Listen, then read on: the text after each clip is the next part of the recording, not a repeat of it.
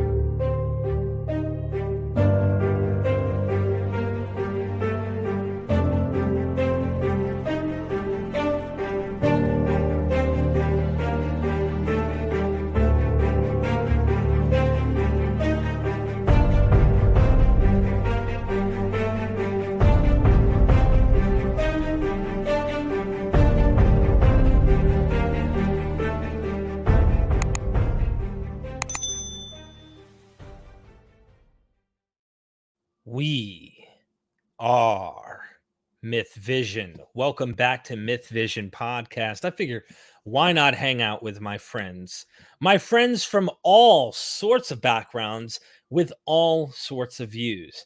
I really do appreciate everybody who is always in the chat, no matter what your position is. I love you.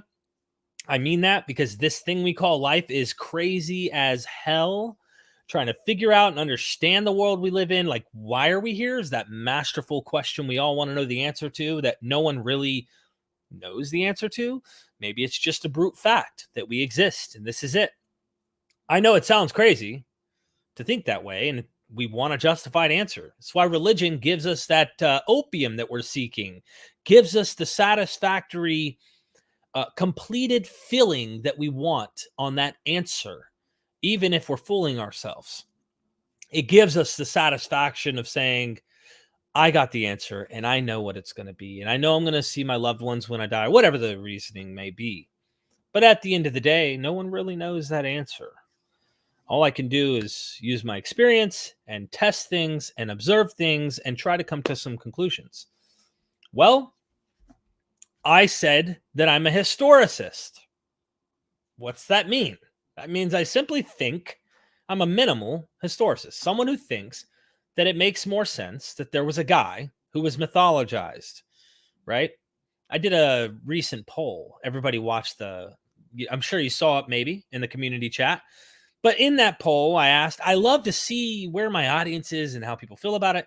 On Facebook, there's more people who think it's more probable Jesus didn't exist. But on YouTube, it's more probable that a Jesus did exist. And then you have people who think 100% he didn't exist, 100% he did. And it's not a great poll because there's gray areas between each one of those, questions of what you think about with Jesus. I get it. Well, is he a composite figure of historical people, therefore fictionalized to becoming, you can do all sorts of stuff. At the end of the day, I just think that there was a guy at the beginning, a messianic figure who was apocalyptic, and he was expecting the end to happen soon, and it didn't. Just like the Qumran sect, just like Daniel, just like the others. And then I had these wild things that keep happening. You'll hear Christians sometimes say radical things that you're like, where do you draw the logic on that? Well, I think some mythicists do the same thing, and it gets me like, let me address this. Let me explain something. And not all mythicists are the same, just like not all Christians, not all atheists, not all agnostics, et cetera, you name it, right? Everybody's a little different. But they'll say stuff like, yep, I'll be seeing you convert in the next 30 days because you think there was a guy named Jesus. Almost like if you grant that there was a guy, he walked on water then. He literally rose from the dead then. All of a sudden, if you think there was a guy, he literally did these things. Now, I don't do that when I look at other figures in history, even if there's an apotheosis attached to them. If they were historical, I don't all of a sudden grant that I need to worship them or, think anything more than the fact that there was a guy that started this, and mythology and legend is built up around them. Nothing wrong with that. I understand the mythicist position. There are many reasons why I personally don't draw that as my conclusion at the moment. And I say at the moment, because everything is tentative and history is probabilistic. I just think some of the things are a little more ad hoc. That's where I'm coming from. But I just want to deal with this issue, because if I say I think there was a guy, I'm a traitor. I've seen this before. There are really people out there, and they don't give a good name for people who do think Jesus didn't exist. So we got to start tackling those problems. We really do, because it looks bad on each side of the aisle when we have some people who are like, well, those mythicists, they're conspiracy theorists and this and that. Not all of them really are. I mean, there is this idea of a conspiracy when something is interpolated or changed, or something is written in the name of someone. I guess you could call that a conspiracy, but historicists grant those as well, unless you're a maximalist historicist, and usually they fit in the category of a Christian in some way, shape, or form, whether they're fundamentalist or not. They'll look at those things. And I wonder if our skepticism sometimes is overly skeptical. How do we know where to draw that line? How do we know we're not overthinking things and making things too, how do I put it? You're not even willing to grant. People are now messaging me on Twitter. Josephus did not exist. I can't believe you even think he existed. These are the things I'll hear. Or I am shocked that every professional historian thinks that Josephus existed. Are they crazy? And I'm thinking to myself, the more I keep looking into this, one should question things, but they're convinced that he did not exist, and that everybody's an idiot who thinks that Josephus didn't. That's like flat earthers telling you that the earth is flat, even though every scientist does not agree or use that model at all when it comes to their research. And I'm thinking to myself, no, you don't give a good name for that. Or Paul's non-existence, right? I would think that's more plausible than Josephus. But nonetheless, it's everything becomes this issue of non-existence, or does this person exist? And I like the people who comment and say, it doesn't matter to me at the end of the day whether he existed or didn't. It really doesn't matter at the end of the day, because either way, we all grant that the miracles didn't happen and these things aren't true. I just think those straw men from both the historicist that I see, for example, let me get the elephant in the room out of the way. I do feel like Bart Ehrman strawman's mythicist. I do. Love the guy. I'll be interviewing him probably next month sometime. Again, short clip. So love the guy. I just think he does strawman mythicist. I do.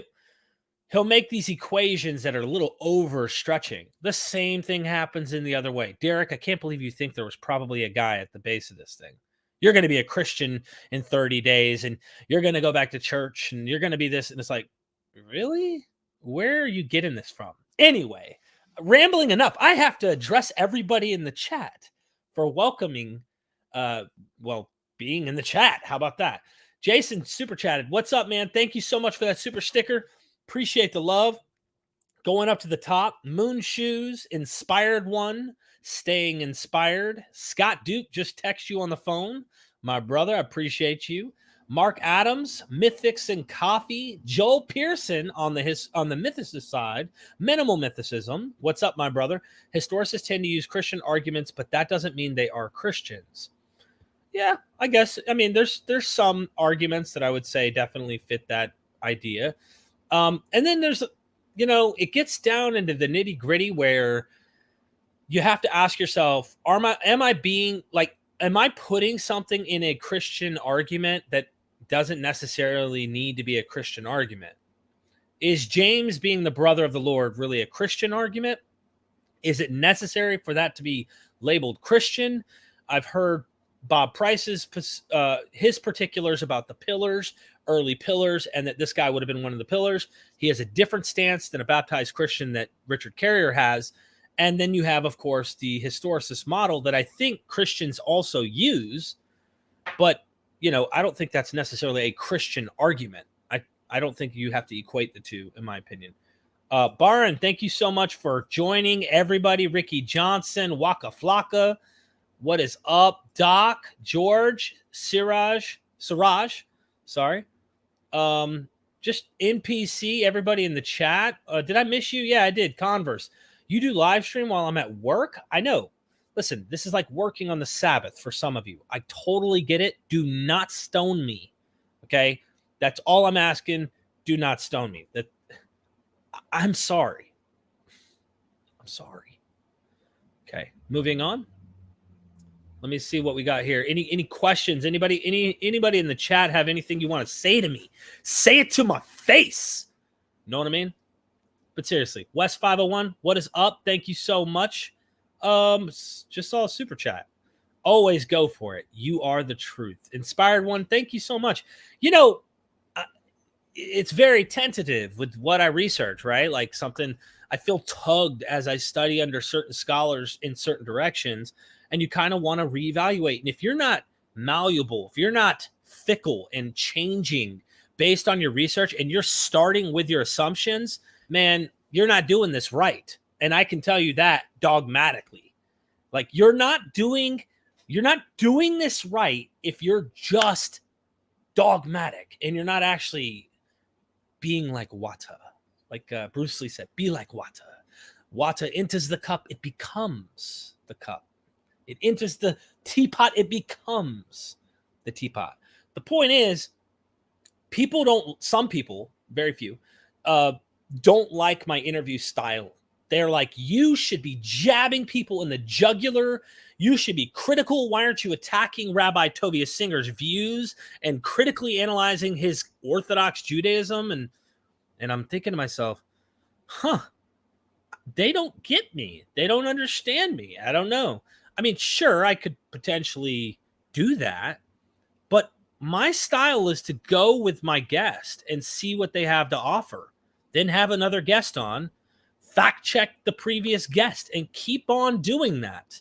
My style is different. I'm not a mean guy either way. I'm not a big fan of that, because when I almost died 7 years ago, 7 years ago from heroin addiction, my ego of thinking I knew everything and that I was right, which is one of the reasons I don't debate.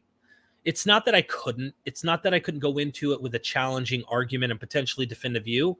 It's an ego thing for me.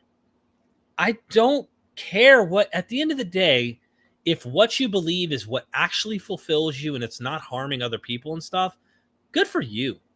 You found something that gives you meaning and it actually is something that helps you and whatnot. Good for you.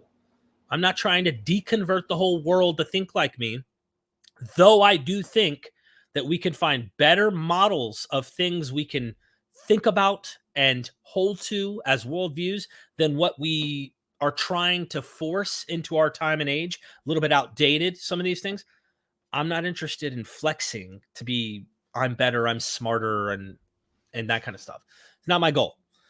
You're going to learn a thing or two when you come to my channel, though, because I'm going to be of interest to my guest, and what I think they're experts at, I try to reflect that into the audience. When a mythicist comes on, I'm giving them the benefit of the doubt. I'm going with the flow.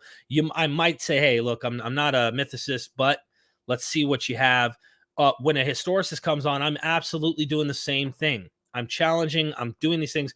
It's not that I'm not one. I address and say where I'm at personally, but it's not usually about me. It's we are MythVision, not just Derek. Thank you for that super chat, my friend. Doc Pleroma, thank you, my friend, for the golden super chat, bringing in the golden plates. What does historicity even mean when so many conflicting Jesuses are displayed by ancient sources and New Testament scholars? Logically, some cannot have existed. Well put. Absolutely well put. I mean, what do some of the historians say? They say, who was the famous one who said, when people do historical Jesus studies, they usually find the Jesus they want to find, or the one that best reflects their ideology and their model. Yeah, that's a really good point. And when we go back, I'm trying to figure out what model makes the most sense for me. So if you were to say which Jesus specifically, don't pin me to it, because I would say at the end of the day, the best I could say is he was apocalyptic. And this is my personal position. He was apocalyptic. He was just like the Qumran types, if you will, in the apocalypticism. Whether or not he was stoic in his thinking or whatnot, I wouldn't be shocked if he was, because as M. David Litwin and others have said, Judaism was not its own distinct thing. It had been totally impacted since Second Temple Judaism, especially in the Hellenistic era, by Hellenism. So some of these teachings, are they from Jesus' mouth? I don't know. You can find them in other literature. Does that mean it's completely fictional? Or does that mean that Jews were using these arguments as well, and they just reflect what was of the age and day? I wonder if we're too skeptical, though, because we can find a model that fits a mythicist explanation or fit a fictional explanation. And if it potentially matches something that can make sense that way, oh, that's it. It's fictional. And it didn't happen.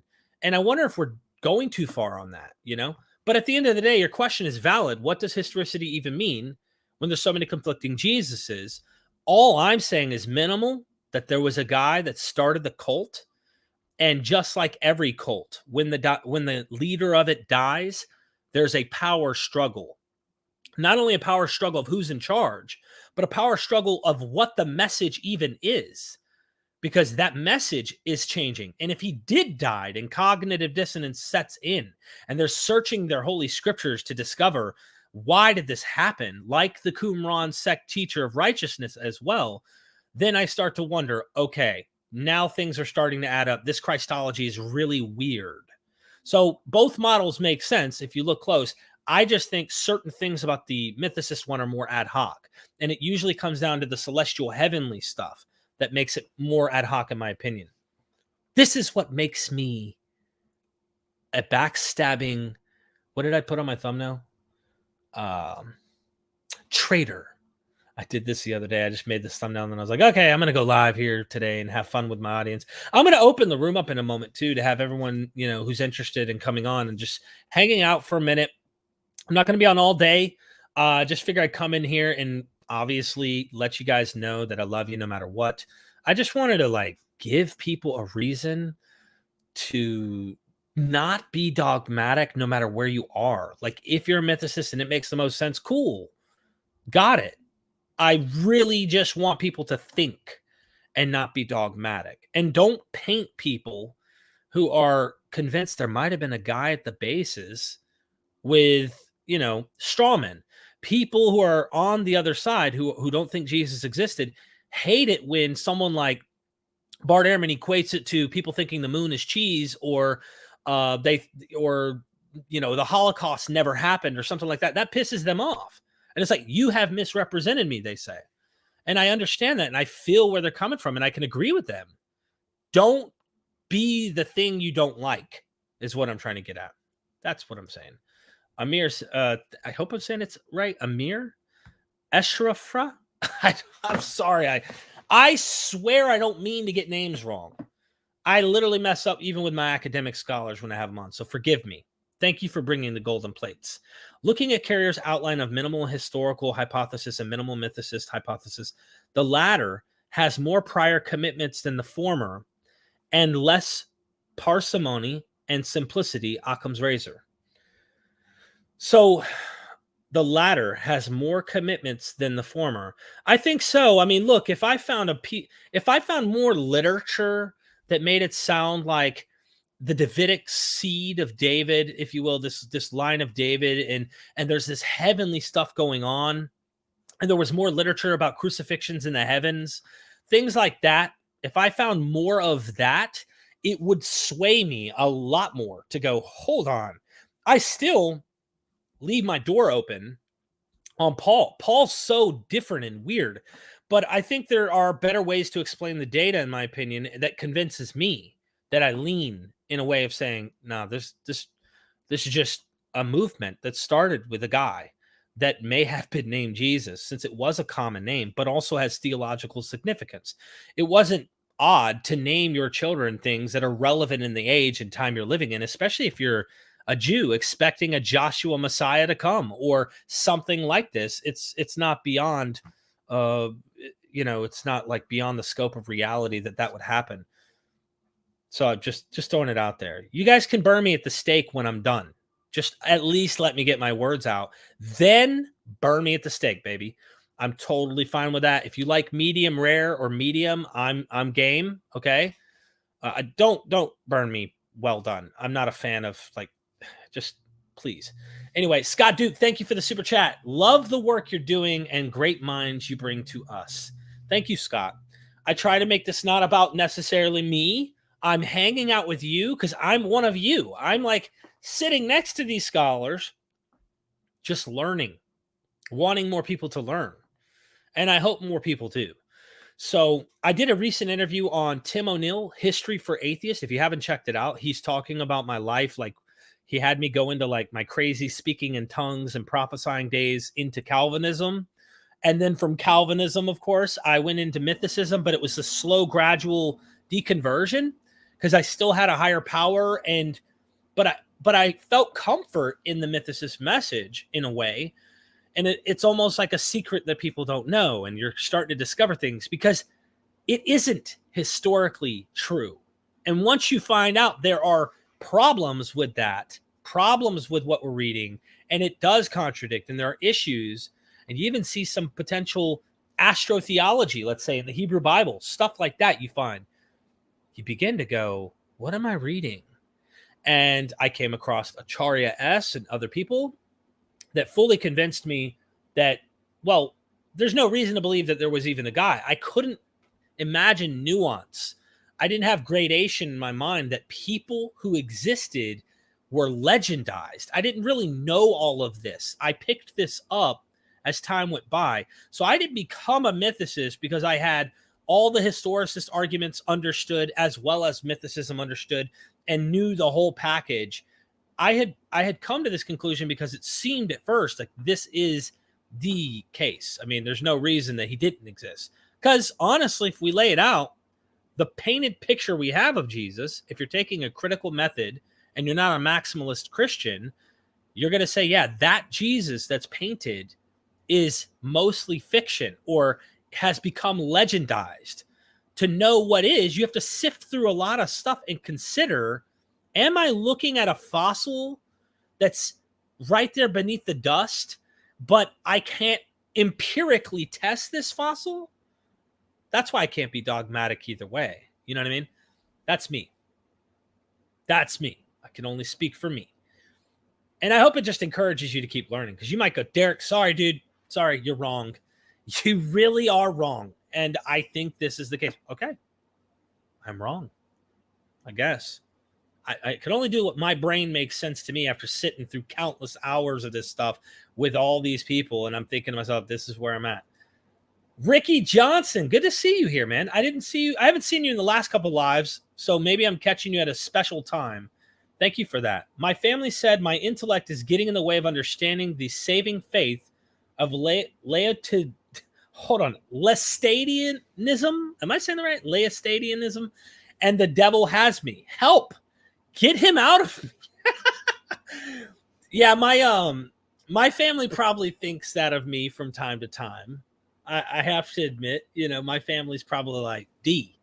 Even I catch myself, Ricky. Sometimes I'll say to myself as I'm going to sleep thinking about death, because I do think about death more than I did as a Christian. And I'll think to myself while I'm laying in bed at night, and I'll be like, this is crazy. Like this just existence, me breathing, one day I'll die. Is it going to hurt? You think about these things. For me, you might not think this stuff. That's fine. But I'll think about this stuff and I'll be like, is it going to hurt? What is this thing we live in? And what am I trying to describe by a natural world? And yeah, at the end of the day, I can answer these things. Let's say we figure out all these answers, everything naturalistically. Suppose how does this apply practically in my experience in life, and how can I make it malleable to meaning and value? That's why I saw an interesting post on my Facebook group that I think the guy's a believer. Let me share my screen. So for those of you who aren't Facebook people, you're going to see this. You're going to see something from Facebook that you probably wouldn't see because you wouldn't be on Facebook. But let me show you. There's this video. I'm not going to get into the whole video in my Facebook group. If you're not part of it, feel free to join. I did the whole thing on mythicism, historicism. Most people think Jesus probably didn't exist in my Facebook group. I would fit this category, but I did not vote because I did not want anyone to be swayed. Derek voted that. I want to vote that because Derek voted that. I did not want anyone to go and make decisions based on me at all. Where is it? This one right here. Most profound patterns, most profound of patterns. And of course, Jordan Peterson is trying to argue, and he's making this point, and I almost want to play it, but there's music in the background and I don't want to mess up this video. But Jordan Peterson was pointing out, like, fiction, there's truth in fiction. And he thinks people like Sam Harris are wrong by taking this literalist approach. MythVision is doing this. MythVision is explaining that we have this. Look, Nathan is trying to show up on the screen, and he's messaging me. Nathan, you hear me right now, don't you? He tried to harass me on camera. He's slick. So watch, hold on. He wants to show up. Nathan, you can show up, my friend. I got to move this super chat. Nathan Orman, look, he is harassing me in instant messenger right now. Everybody attack Nathan. He should not be doing this. This is not okay, Nathan. This is not how you get attention, man. We talked about this. We talked about this, and you just didn't listen to me. You called me Big Willie. He's a bully. You're a bully, Everybody get him. Look, now he has a smiley face. Okay. So he knows I'm talking to him. Anyway, Jordan Peterson has some points, but I wonder if because he lumped everyone into the same group as well. Atheists just don't see value in fiction. They don't see any of this stuff as important. They don't see meaning, right? Here we are. We're all nihilists. We don't see any value in this. And I don't think that's Sam Harris either. I think he has a philosophy he lives by as an atheist. But maybe he gets into the Bible and wants to point out that, look, initially this might have been understood this way, may or may not have. Some of the stuff seems like it absolutely was understood these ways. But because theology and interpretation is so flexible, and if you look through history, how often it's reinterpreted, understood in different ways, like the more scholarship I talk to, the more it becomes obvious that whatever decade you're living in, there's a new understanding of something biblically, whether it be Hebrew Bible or New Testament. People will mold things to meaning in their own age. Fundamentalists want to try to go back, but even they aren't accurately portraying what the original may have been because we don't know the original. We don't know. We guess. We make assumptions. Christianity may have been fractured from the start. Might have been from the start, especially at the death of Jesus. If it's anything like Joseph Smith and he dies, look at what happened to the Mormon church. There are hundreds of denominations of Mormonism after the prophet dies, splits his son. Then you have the Strangeites and the thisites and the thoseites, and it just goes on and on and on. And early Christianity was the wild, wild west. So while I agree with Jordan Peterson in fiction giving value and meaning and teaching things to us because we're a creature of language, I also think that he might be trying to resist this natural world more so because of his experience. His experiences are so profound, he can't imagine that the world that is a wild world we live in can produce such experiences. And I'm okay with the latter. He has to imagine some metaphysical mind, I suspect, behind all of this that is the answer for that. And I'm okay with that too. I'm just throwing it out there that I wouldn't lump atheists as no meaning. I read things that are ancient mythology and find awesome value in it. That's why I enjoy the Bible, because I really want to know what's going on and where does this come from?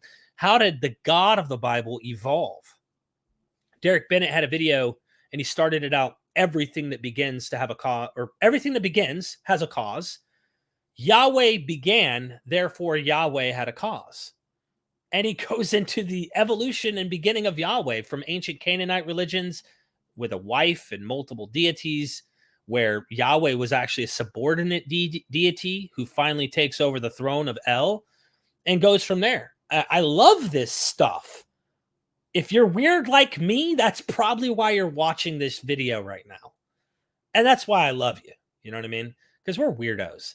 Ricky, thank you for that, man. Appreciate the love. Got to hit this next one here, and then I'm going to open up the room. Let everybody join if you want. Tell me how much you hate me. You know what I mean? Judge Lot, thank you for the super chat. It's been a minute since I've seen you in the chat. Thank you, my friend. Appreciate you joining. I bought the audiobook of On the Historicity of Jesus. Early on, Carrier refers to it as Volume 2. Can you tell me what he considers to be Volume 1? Should I read or listen to it first? Thanks, brother. Love the channel. I think On the Historicity alone will cover what is really there. There's a few things he said that he has in some of his earlier works that you can go and read. I think it's Proving History, his book Proving History, because then it gets into methodology and how he would approach history critically. So it'd be something, be something you'd be really wanting to go back and look if you want to get lost in methodology and things like that. But one can pick up that volume and just read it and probably not finish it for a long time. It's like 28 hours on Audible, but I always play my audiobooks at like 2 times speed to try and get through them quicker. So that's personally what I would do, is just get that and then get his other audiobooks if you really want to get a better grasp on it. That would be my option there. Scott Daniel said, the only difference between historicism and mythicism is whether there was a guy. Christians hung the myths on. I think there was a guy. Simply put. Thank you, Scott. Yeah, I think personally there's some data to me that makes more sense there. So thank you. Appreciate that super chat, Scott. Good to see you in here. All right, ladies and gentlemen, and everybody in between, I'm going to open up the room here, and I won't be on too long. So if you want to jump in, come on, jump in. We're having fun. I want to mention while people start flowing in, and I'll add you in a second, so just come down in the queue. I just want to mention what I'm reading right now. Next week, is it next week? Might be a week and a half from now. I'm interviewing Francesca Stravacopoulou, and that's how I pronounce it. It is on the 8th. I will be making that live. It is live on the 8th at 11 a.m. Eastern Standard Time. You can go to my YouTube channel and see it. The book, God and Anatomy, absolute. I swear this is it's so fun. The way she writes is so fun. She even like makes you feel like you're there with her when she walks into these ancient temples and there's these footprints of the gods, and they're really big footprints. And then like literally meters in front of them, there's the other step. Like you can imagine a giant walking. And man, I'm in love with this book. I'm in love with her work. And so I've read a lot of it on paper, and now I'm just going to pick up an Audible because I can play it much faster than I can read. I can listen to it quicker than I can read and get through this. Tomorrow, I'm interviewing Amy Jo Levine, Professor Amy Jo Levine. I'm so excited to do hers. She's got a book called Jesus, the Bible with and without Jesus, and she's dealing with Jewish interpretation and Christian interpretation throughout history, dealing with some of the dilemmas that made Christianity different than Jews' beliefs and stuff. Like what happened? And I'm just interested to see what she has to say about that. And also an Islamic scholar about Christianity, Syriac Christianity in the development of Islam tomorrow as well. I've got some stuff coming this year, man. I'm super excited. So I got to take it one step at a time. All right. Now we're going to bring on the weirdos. Welcome to MythVision. What's up, guys? Hi, buddy. What's up? My cat decided to join us. Yeah? It's a witch. A witch. Meow. Oh, yeah, and it's a black cat, too. So everything you hear about atheists is confirmed here. We're a bad seed. Yes, I agree. I totally agree. Nathan, what was the appeal for attention there, bro? I mean, we talked about this, man. I thought I'd get you. At first, I was going to put something like racist or something and see if I could get it to pop up, but then I thought that'd be too much. That would be too much, bro. That would be way too much. No. What's up, Joel? Welcome, man. Hello. As a mythicist, I'm probably outnumbered right now, right? Look at the beard, bro. Yeah, I'm starting to go old school. Yeah, man. You definitely have that hardcore. I don't even want to debate you with that beard on. I'm not even. Yeah, the Christians get terrified of it. It's all about being patriarchal. Joel, you look like you should be taking an axe to a tree in a mountain, like right now. Yeah, I plant all those saplings. That's me. You should be on the front of every package of paper towels ever. Brawny. I need to get rid of it because I can't eat now. Is that your baby, Joel? Yeah, I've got a little 4-year-old by me. Oh, can they say hey? Yes, bud. You want to say hello? Hello. Hey, can be a princess. Aww. Currently a mix of Snow White and Cinderella, I think. That's awesome. What'd you think about what I said so far, guys? Go ahead and get your stones and get ready to throw them at me. Well, on the point of Francesca, though, Francesca Stavrakopoulos, very good recommendation there. Yeah, definitely read that book. It's amazing. Bingo. It's the nastiest Old Testament scholar on the internet. There are so many dick jokes. Dr. Kip Davis, welcome, man. What's up, bro? It's been a long time. How you doing? I'm doing good, man. Doing good. Got a haircut today. That's good. Did you? Yeah, man. You know, I got contacts last week or the week before. Hey, Joel, can you mute if you're not talking just in case? Because they hear everything, bro. Oh, am I not muted? I thought I was. No. Yeah, no, you're fine. You're fine. There you go. Thank you. I use the headset. I have. Oh, okay. I have to say, after I've worn glasses for the better part of the last. You're not muted. You're not muted. I'm using the wrong mic then. Okay. Sorry, Kip. I'm just trying to. There we go. No, there we go. I think he's off now. So I've worn glasses for the better part of like the last 25 years, and this is the first time I've ever worn contacts, and I have to say that after having my first pair, I'm prepared to believe in the miracle of restored vision. I mean, you stick these things on your eyeballs and they stay there. And you can see. I have one because I've got astigmatism. I've got one that's actually weighted on the bottom, so that when you stick it on your eyeball, it like self-corrects, so that it's properly gravitationally positioned. It's a miracle. How do people not marvel at the fact that you can see out of these things? Yeah, absolutely. So that's what's new with me. Well, man, congratulations, bro. Congratulations. You can actually see yourself in the mirror now. That's a good thing. Anyway, Nathan, what's up, man? Long time no talk. Yeah. So everything you said is wrong, Derek. No. That's not. How are you doing? I've not talked to you since in about maybe like 3 or 4 months or something. Dude, I've been doing nonstop work. Always new interviews, new ideas, just exploring scholarship. Just hardcore. Yeah, you do like 50 videos a week or something. It's insane. I drop a video a day. I do try to keep the pace at a video a day. Believe it or not, if I wanted to, I could probably go 2 or 3 videos a day for the rest of the year and not have to record by pulling everything I have on my Patreon. Right. I could take the rest of the year off and still drop 2 or 3 videos a day. That's how many videos I have on Patreon that I've worked on doing. So I built the bank up of like all of these videos. So if I lose a limb, there will be a year of potential faith healers to help me get that limb back, and I'll still have video content. You know what I mean?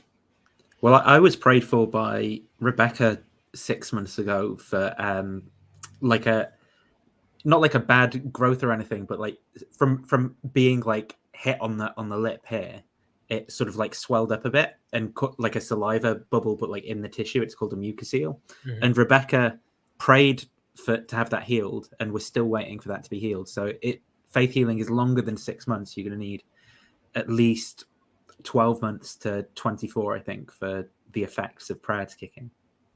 Wow. Yeah, it takes a minute, I heard. If you're not Jesus, you know, and then what depends? It depends because supposedly it depends if you get the spit in your eyes. If you get the or spit the in your eyes. handkerchief. If you have the special handkerchief, that might work too. We have to fight about how the books are behind them. I used to put them all back here, and that I just was like, let me clean my like back of my shelf off. Like now I just moved it over here, and I've got my little like see all those clothes. I live out here. When my wife kicks me out, I'm like, okay, but I think Kip probably has us one on this one. I think. I don't know though. I'm not a big fan of books or reading for that matter myself. That's just not what I'm into. I just go with my gut. Yeah, that's the proper way. Experience should teach us everything. Oh, we got Right. someone in the chat. Nedimus, welcome, my friend. Hello. Your Oh, audio geez. sounds like a robot, my friend. Sorry. Let me fix that. Coming from Mars, like. Yeah. It was like it's all good. It's all good. Welcome to MythVision. And Flip, who do you think, since you super chatted, who do you think? No, you still sound like you're on another planet. Who do you think has the most books, man? Help me out here.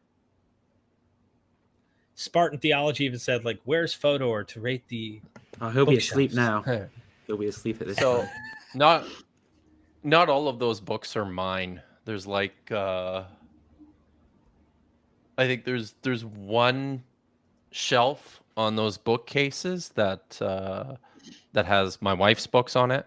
But and Little Red she's Riding Hood she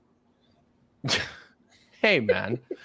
I'm just kidding. So she's a professional dog trainer. So there's a bunch of books there on dog behavior and what to do when your dog is like biting you. So I was kidding. Don't. But she's like moved into the office across the hall from me. We just our tenants moved out. There's big changes going on here. Our tenants just moved out last month, so we're moving my oldest son into the basement. So she's got her own office over there. So she's gonna be moving a bunch of her stuff over there yet too. So, Well, dude, I'm glad that things are working out, and it's hopefully for the better, because I never enjoyed having people live with us, and I've had plenty of. my tenants were amazing. So, and they were here for like 5 years. And they were the best tenants ever because they never bothered us at all. And we make a shit ton of noise up here. Like this is like crazy town up here, and they never complained and they never bugged me to do stuff. So yeah, it was, and the rent was always on time, and yeah, it was a fantastic experience, but now it's over. Look, guys, you know that Which the is- super chats. Sorry, I thought you were done talking. Go ahead. I'm all done. I think there's a slight delay. That's why. Super chats, I'm going to pop them up anytime people are sending those out. Of course, they're going to hog up the conversation because that's what keeps the lights on, of course. Averos, I hope I'm saying your name correct. Thank you for the super chat. They said, knowing implications, and if you know what he's talking about here, this will be cool, but if you don't, you probably won't give a crap. Knowing implications of full preterism, will you be interested in reading an argument showing that Jesus was vindicated even if Daniel is falsified? I'd be interested in hearing what you got to say. I was a full preterist. I understand the full preterist argument. I would be more than interested in hearing anyone who has an argument about this. But I talk with the IO guys, Israel only guys who are still full preterist all the time, on the phone even. And at the end of the day, like, they're convinced because the direction the New Testament's taking is the end is near, and it's implied that it had to happen soon. So it's just one leap to go, it did. But when you compare it, like with John J. Collins' work that I'm actually going to be interviewing him next month, I actually already scheduled this in on apocalypticism. I want to deal with this New Testament dilemma. I want him to explain to us as a critical scholar what was expected, because you know what full preterists do? They redefine everything. Heaven and earth doesn't mean heaven and earth. It means a covenant people. It means a covenant with the Israelites because, well, they interpret Moses when he says, give ear, O heaven, and listen, O earth. And they think that is because then it says, and he's speaking to the children of Israel. They think that heaven and earth somehow becomes not literally heaven and earth. So they don't have a cosmological end of the age where there's some massive destruction happening, even though the church does. I'd be happy to hear whatever you got. But at the end of the day, I am convinced it failed. That's just my 2 cents. But email me. Email me, my friend. Did you guys want to add 2 cents on that?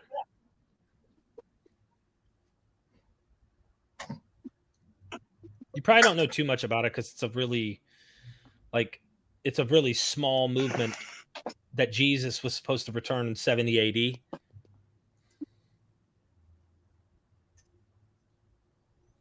Nobody gives a hoot about full preterism. Okay. Thank you, gentlemen, for the wonderful comments on the super chat. It's the most boring discussion ever. You know, it's only if you're fully into, and it's only really, you know, like Catholics and Orthodox and stuff, they don't even really get into it. It's like a niche Protestant thing where in specific Protestant circles, you know, it'll be just debated to death and, or, you know, like stacks of passages. It's one of those discussions where it's horrible and boring. Thank you for defining my life. Appreciate it. Sorry, Derek. Yeah.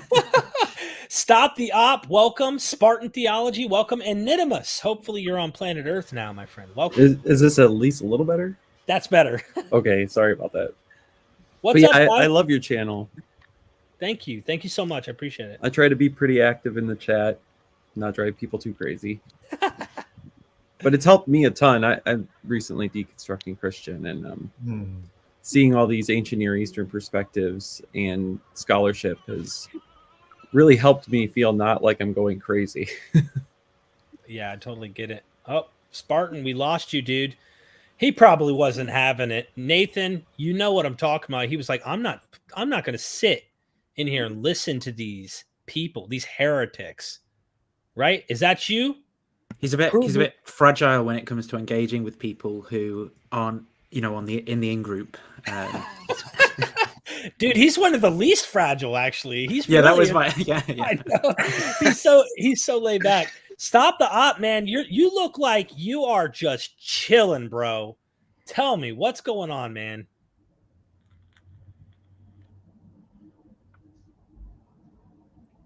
Just chilling. Too cool to respond. Oh man!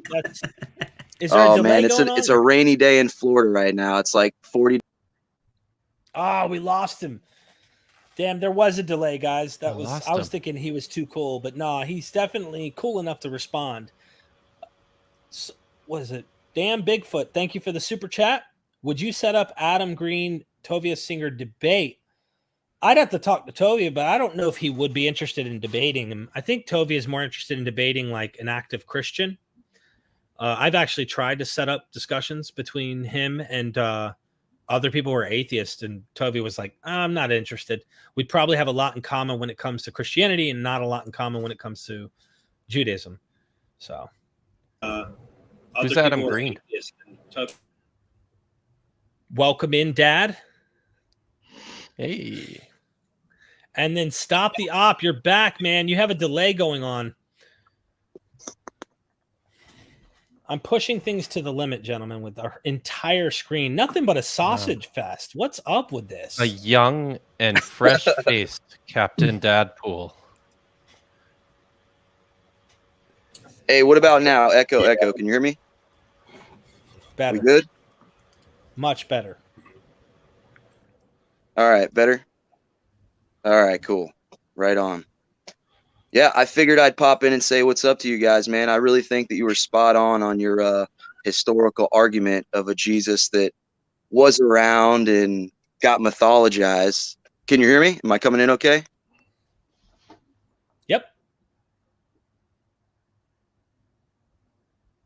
All right, cool. Just making sure. Yeah, man, I think you were spot on with your historical argument about a historical Jesus that got mythologized.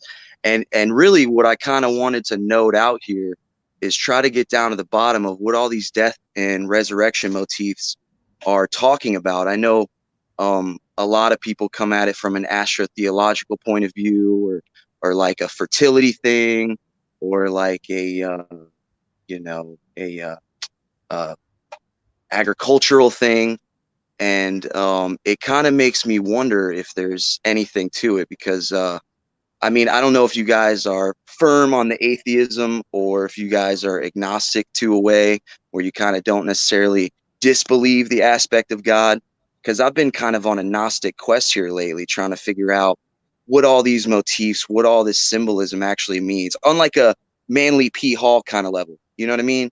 Because I'm under the understanding that things aren't exactly what they seem. And it always kind of comes back to, well, if the only way you can kind of be firmly atheist is by saying, okay, everything is exactly what it seems. There is no synchronicity. There is no strange coincidence. Everything is what it seems. Otherwise, in my view, I feel like more people lie in the agnostic sense. I mean, would you guys agree or disagree? Strongly disagree. I'm a Gnostic atheist. Yeah, I disagree. Yeah, I mean, I get where you're coming from, though. So just, Okay, I mean, I guess there's a delay too, by the way. So I'll let you go ahead and speak.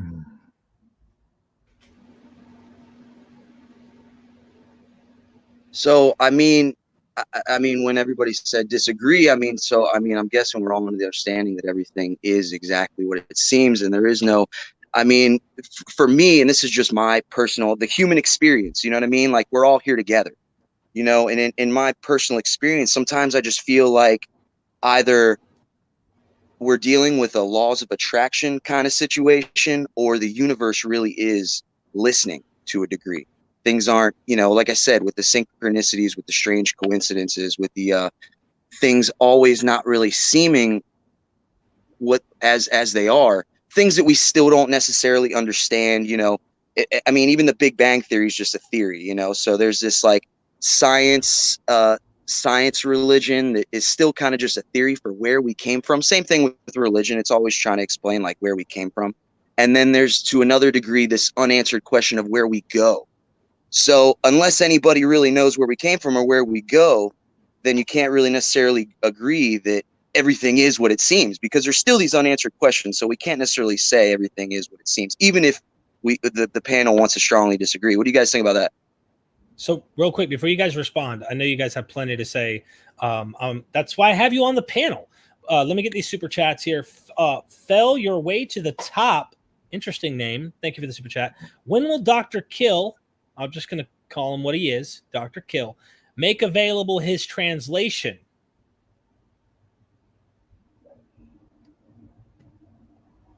My translation of what? Of the Bible? You know what it is. No, I don't know. I'm just the messenger. I'm sorry, I don't. Oh, I don't. I'm not working on a translation. I don't feel like I'm my Hebrew skills are strong enough for that. I mean, I do a lot of my own translations of text when I'm making videos, but yeah, it's hella work making a translation, and I'm not sure mine would have much to contribute. So let's do this, because we got super chats that are asking questions. Let's go ahead and let few of the panel members answer the question from Stop the Op and give your guys' 2 cents. The question really boiled down to, in my opinion, where he got something that I know red flagged was, it's just a theory, which means it's not factual. It's just a guess or something. And so if you guys would address that, and then I've got some super chats I wanted to grab. I've got multiple things I could say about all of that.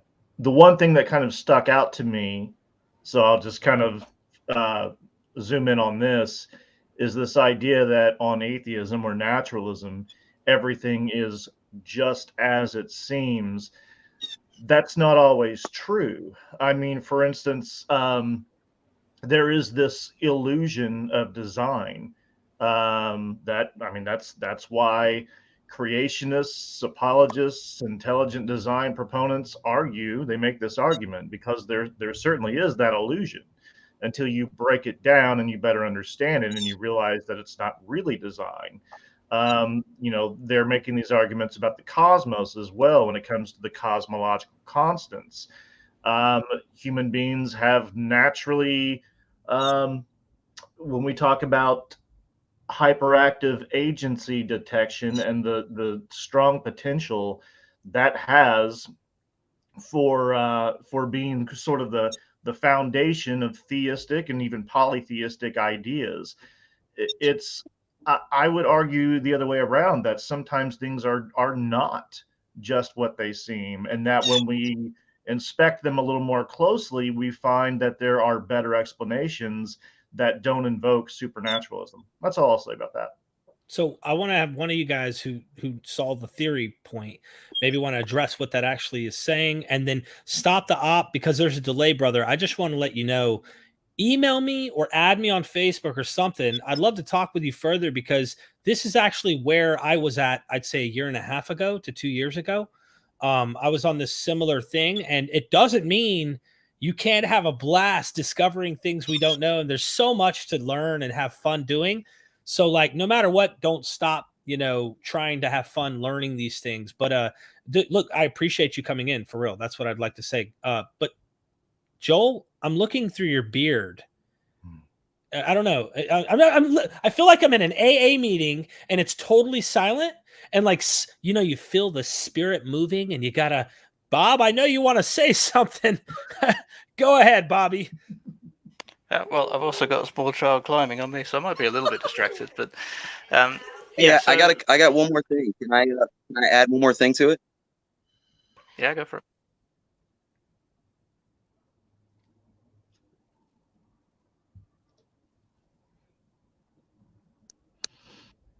The awkward silence. That's a long delay. The op stopped him.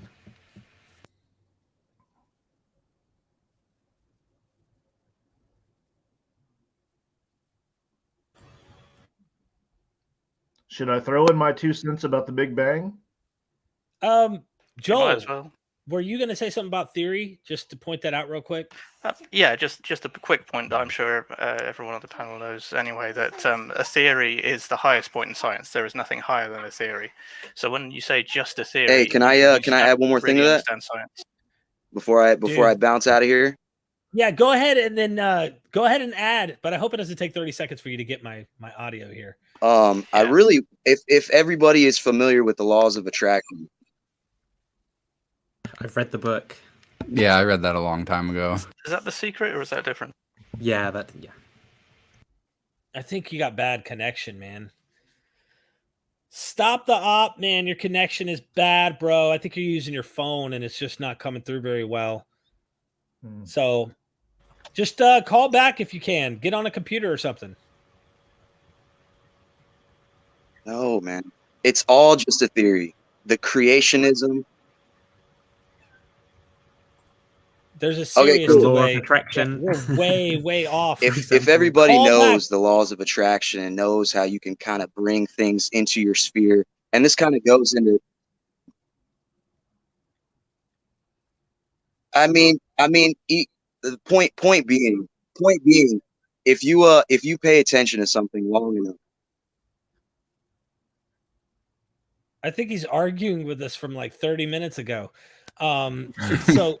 No, I'm teasing. Stop. Your connection's so bad, man. We can't even like keep it as a free flowing conversation. Let's address these. Maybe he can get the internet working better and come back in here. I side with what our friend Joel said. I mean, it's the highest point you can go, and I think that becomes a thing that like sounds like, man, that's just your theory. Like we use on a regular basis where we're talking to somebody. NPC Porky, how do you reconcile an historical Jesus with the De Philippians hymn where Paul says he got that name only after he resurrected? Seems contradictory. Paul's a strange guy. I mean, he just is. His whole thing's strange, which is why I think mythicism actually exists. It's not that it's ridiculous. It's just there's some precedents for thinking, well, if Jesus is pre-existent in Paul's mind, how was he a historical guy? Well, no matter what, all these positions say he came down. One says he stops in the Garden of Eden or the third heaven. The other one says he went all the way down to earth. So as far as reconciling, when he's resurrected, one could view this as an apotheosis. So he's deified. It's a whole different status than just a human. And so there's reconciliation that can go both ways, and both try to make sense of it. And both do. To me, it just at the end of the day, I think there's a few more steps that are ad hoc on the mythicist side, though I don't close the door. That's just my personal where I'm at on it. I just don't have enough data on that. I've talked to Richard Carey about this in California, but I don't want to hog the convo. I mean, anyone else want to talk about the Philippian hymn briefly? Oh, well, he's referring to Philippians chapter 2, and it says that Jesus, though he existed in the form of God, he humbled himself and took the form of man, and then he remained obedient even until death on the cross, and then God exalted him to the name that is above all names. He didn't give him the name, so it's still saying that Jesus existed as a person. He was just in some sense God, but he did not regard equality with God. He was a divine being, but not to the level that God was, until he remained obedient until death on the cross, and then God elevated him to a position that was equal with him after his death. So it's not an argument against his existing as a historical person. It's just like you said, Derek, that's how he was deified after his death. I think Joel, being the mythicist on the panel, would agree that both people believe in existence of a Jesus. The difference is mythicists believe it's a heavenly Christ, but he does take on a fleshly body, actually is human. I was going to say I think it's slightly more probable on mythicism, but it's ambiguous and vague, like a lot of Paul. So it's not exactly a strong argument. I personally think Paul probably did mean the name Jesus was given to him after his death, but it's not certain either way. So it's something where your kind of the assumptions that you make from the other elements in Paul will inform that, and it'll push it one way or the other. But it's easy enough to make an argument from historicity as well. Yeah. I mean, like that it's reconcilable. Sorry. In terms of historicity, I think the point that I would make here is that it seems odd if this is a name that Paul gave to Jesus, that it would be Yeshua, given how prevalent the name is. I mean, it's by this time in first century Palestine, it's not an uncommon name. It's not a special name, just from a view of how Jews were naming their children at the time. So, but I would agree, though, that the construction in the hymn certainly lends to this idea that the name itself was given, the name Jesus itself was given to him at his resurrection. But yeah, I tend to agree with Derek that it's odd, and Paul says a lot of odd things. Yeah, and also if he did mean to use the name Jesus, so I don't think being a common name necessarily takes things away, because Jesus is supposed to have many names. But also, all it needs is for it to be based on a prophecy or some sort of significant character. And we do see the name Joshua being a big thing for messianic movements. Mm-hmm. So that there is motivation in that direction as well. That's what I was saying earlier before I brought any of you guys on, was like, it's like everybody's influenced by Chuck Norris and you're naming your kid Chuck. There's this, it's not implausible. It makes plenty of sense. Either way you want to chop it. What Carrier wants to highlight, I think, just to point this out before we move to our next super chat, is the oddity, the strangeness of the superstitious mind of Paul, and how weird people were thinking then is weirder than we really realize. And we just don't have that much literature to back it up. So if mythicism's true, I said this to Carrier when we hung out. He was having beers with Dennis McDonald. We were having a blast in California, just hanging out. off camera. And I was like, if mythicism's true, we just aren't experts at being able to glean all this literature and really see how weird everything really is to come down to these conclusions. I would need personally more information to really come and draw those type of conclusions for me. That's just me. You know, I would need more information to see that they was crucified in the heavens when we have like historians writing about people being actually crucified on the ground. And we know Jews and Romans were antagonists to the movement. Paul talks about this. I wonder if he thinks the demons are in control of these people and these are the people who are killing it. I see human and the spiritual playing together, not just celestial. And so it's like, for me, that's one of the things that kind of makes me lean going, all right, this makes a little more sense. You know, Mr. Monster, we are God, he says. Why does God need somebody to build something for him? Why does God not like it when we create things ourselves? We are gods. Can I plug something here at this point? Please.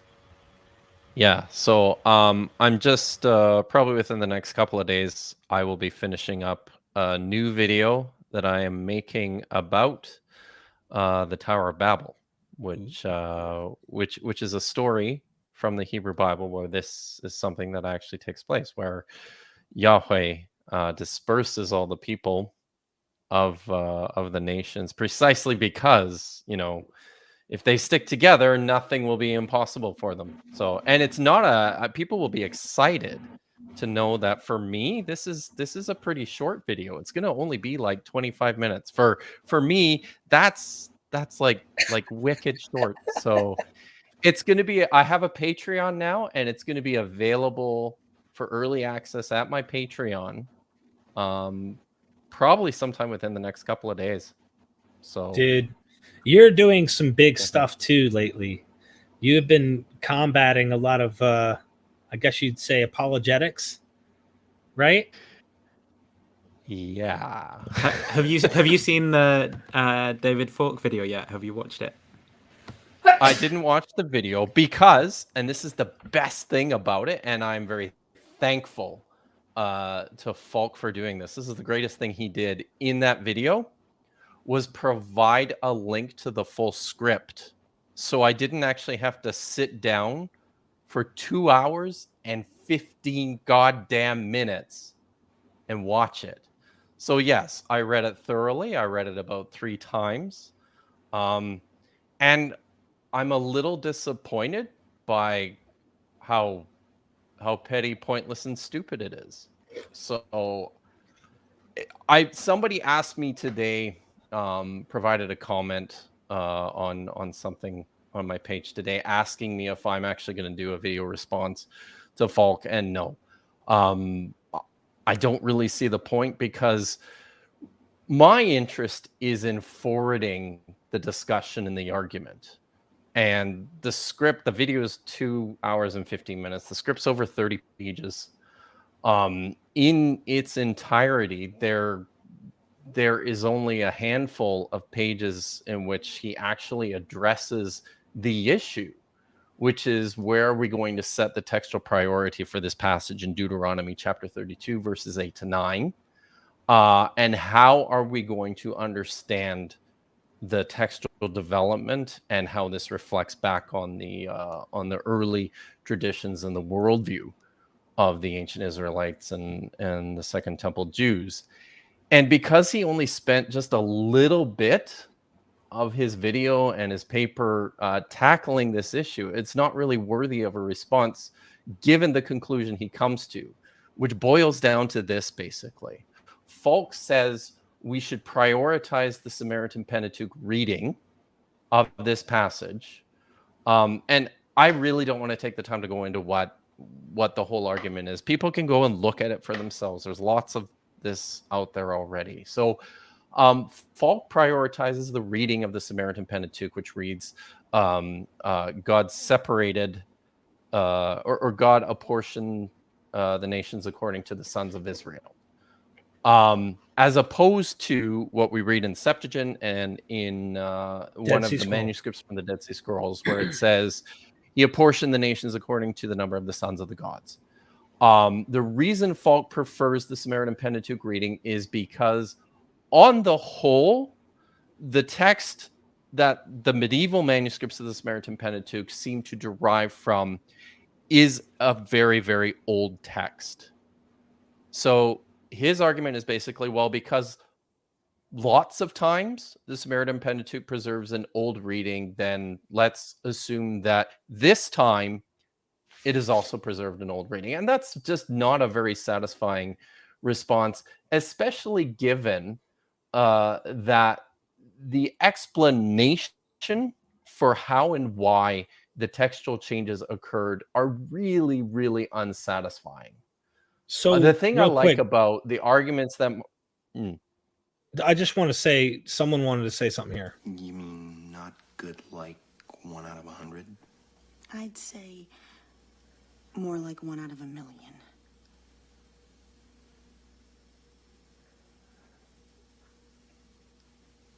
So you're telling me there's a chance?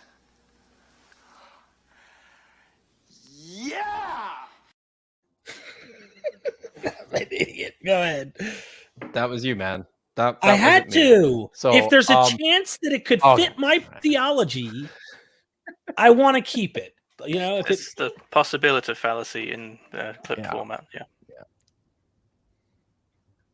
I just felt like that had to be said. So all that said, the argument is about the textual priority. It's about how the texts reflect on the development of the Hebrew Bible and on the matters of the worldview and the religious milieu out of which this religion emerged. The arguments made by Mark Smith and by most other Hebrew Bible scholars with regards to this particular passage actually fit within a pretty compelling model. The counter argument just doesn't. And, that's it. I mean, my work stands. Stephen has a essay question that I wrote, the video. Stephen, go ahead and take that question, brother. And Dr. Kip, I have been following the drama between you and Dr. Falk for a little bit. I don't support him doing the clown thing. I don't think insulting people like that's worthwhile. But I gotta say though, I'm glad you took it in stride. Yeah. I was curious. That picture. Out of everything that you've done in response to him, what do you think is the number one thing that you would have done differently or could have done better looking back on it?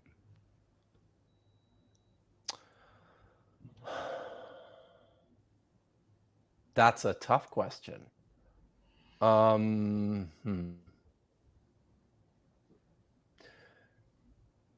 know,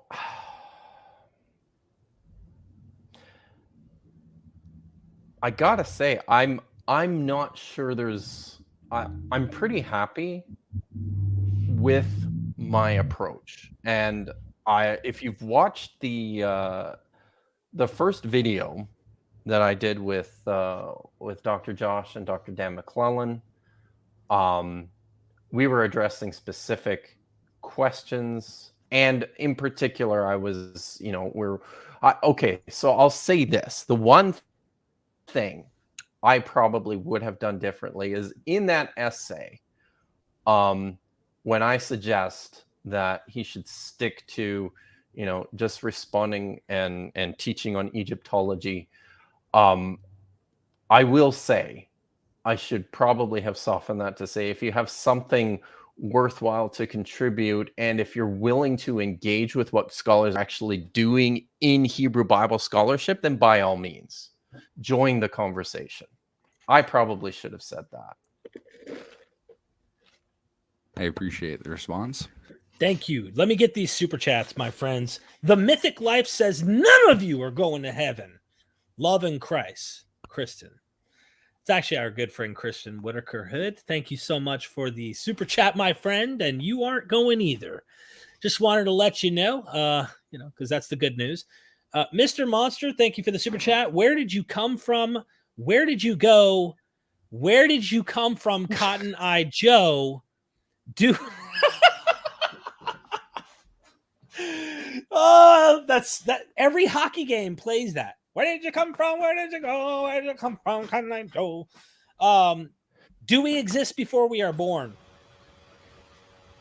Did they mean born or conceived? Because that's a whole other argument. Oh gosh. Yeah. You know what he means. He's not getting down into the details. He's Cotton Eye Joe. He knows a few words in his vocabulary, and that's about it. So I don't think so. Is there a soul question, I think. Yeah, it gets down to that. Here's the absolutely cringy, like, Brian Cox atheist answer, which is like, we exist as the stardust of the universe. So really, we never die. Oh, man. Now, like, where do you guys each stand? I mean, I'd love to get your opinion before we I move think on. you'll have to shout names out, Derek, if you want to go by. All right, Derek Bennett. Did we exist prior to birth? Probably not. I don't see any good. I don't recall what I was doing in the Civil War. I don't think I was up to much. Got it. Nathan? Yeah, I think that minds are late and local, and that they are realized by physical properties of the brain. So you only exist when your brain is the way it is currently, or approximately that sort of thing, right? Stephen? I think it's a really complex question. Ontologically speaking, it goes back to the Greek philosopher Heraclitus with the man never stepping in the same river twice, because he's not the same man and it's not the same river. But as far as like for practical use, I don't think we exist before we're born. The material is there to make us come to be. But as far as like a soul or Steven Sorensen, myself, no, I was not in existence. Thank you. Kip? This is outside of your skills and your expertise. I don't fucking know. Joel? We're patterns that become recognizable in time. But yeah, the fact that we are recognizable as a pattern in one point in time doesn't mean you can trace that back to the beginning of the universe. So I'd have to say no. Nenimus? I'm with Nathan. The materials were there. I think this concept of the soul is something you can always shift the goalposts on, like that form of immaterial self. So no matter how much you study and try and understand how you come to your thoughts or can manipulate them, you could still posit that you have an immaterial being piloting and monkeying around in there. So I find that really problematic. And then reflecting on my time as a Christian, I'd be like, well, wait, where did my soul come from? How did it exist prior to being in my corporeal body? It's just unanswerable. It's a soul of the gaps. Captain Dadpool. Yeah, but metaphysics is a little outside of my wheelhouse. But doesn't our cells replace itself every cell in our body replaces itself every 7 years? Something Or something. like that, So did we yeah. exist 7 years ago, like a Theseus ship type scenario? That's, I think, what Stephen was trying to get at in a way, was like this whole notion, is just kind of, let me remove the old you. Let me remove the old Nenimus that did not exist. I died and rose again. You literally just on camera eyewitness account. Everybody knows this is true.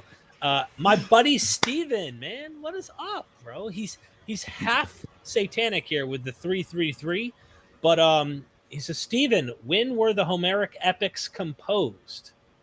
Now, I'm not a expert in this area, but I do have a little passing understanding of what scholars believe. And I mean, they're the Homeric epics. They were composed by Homer, or the group of people that is considered Homer.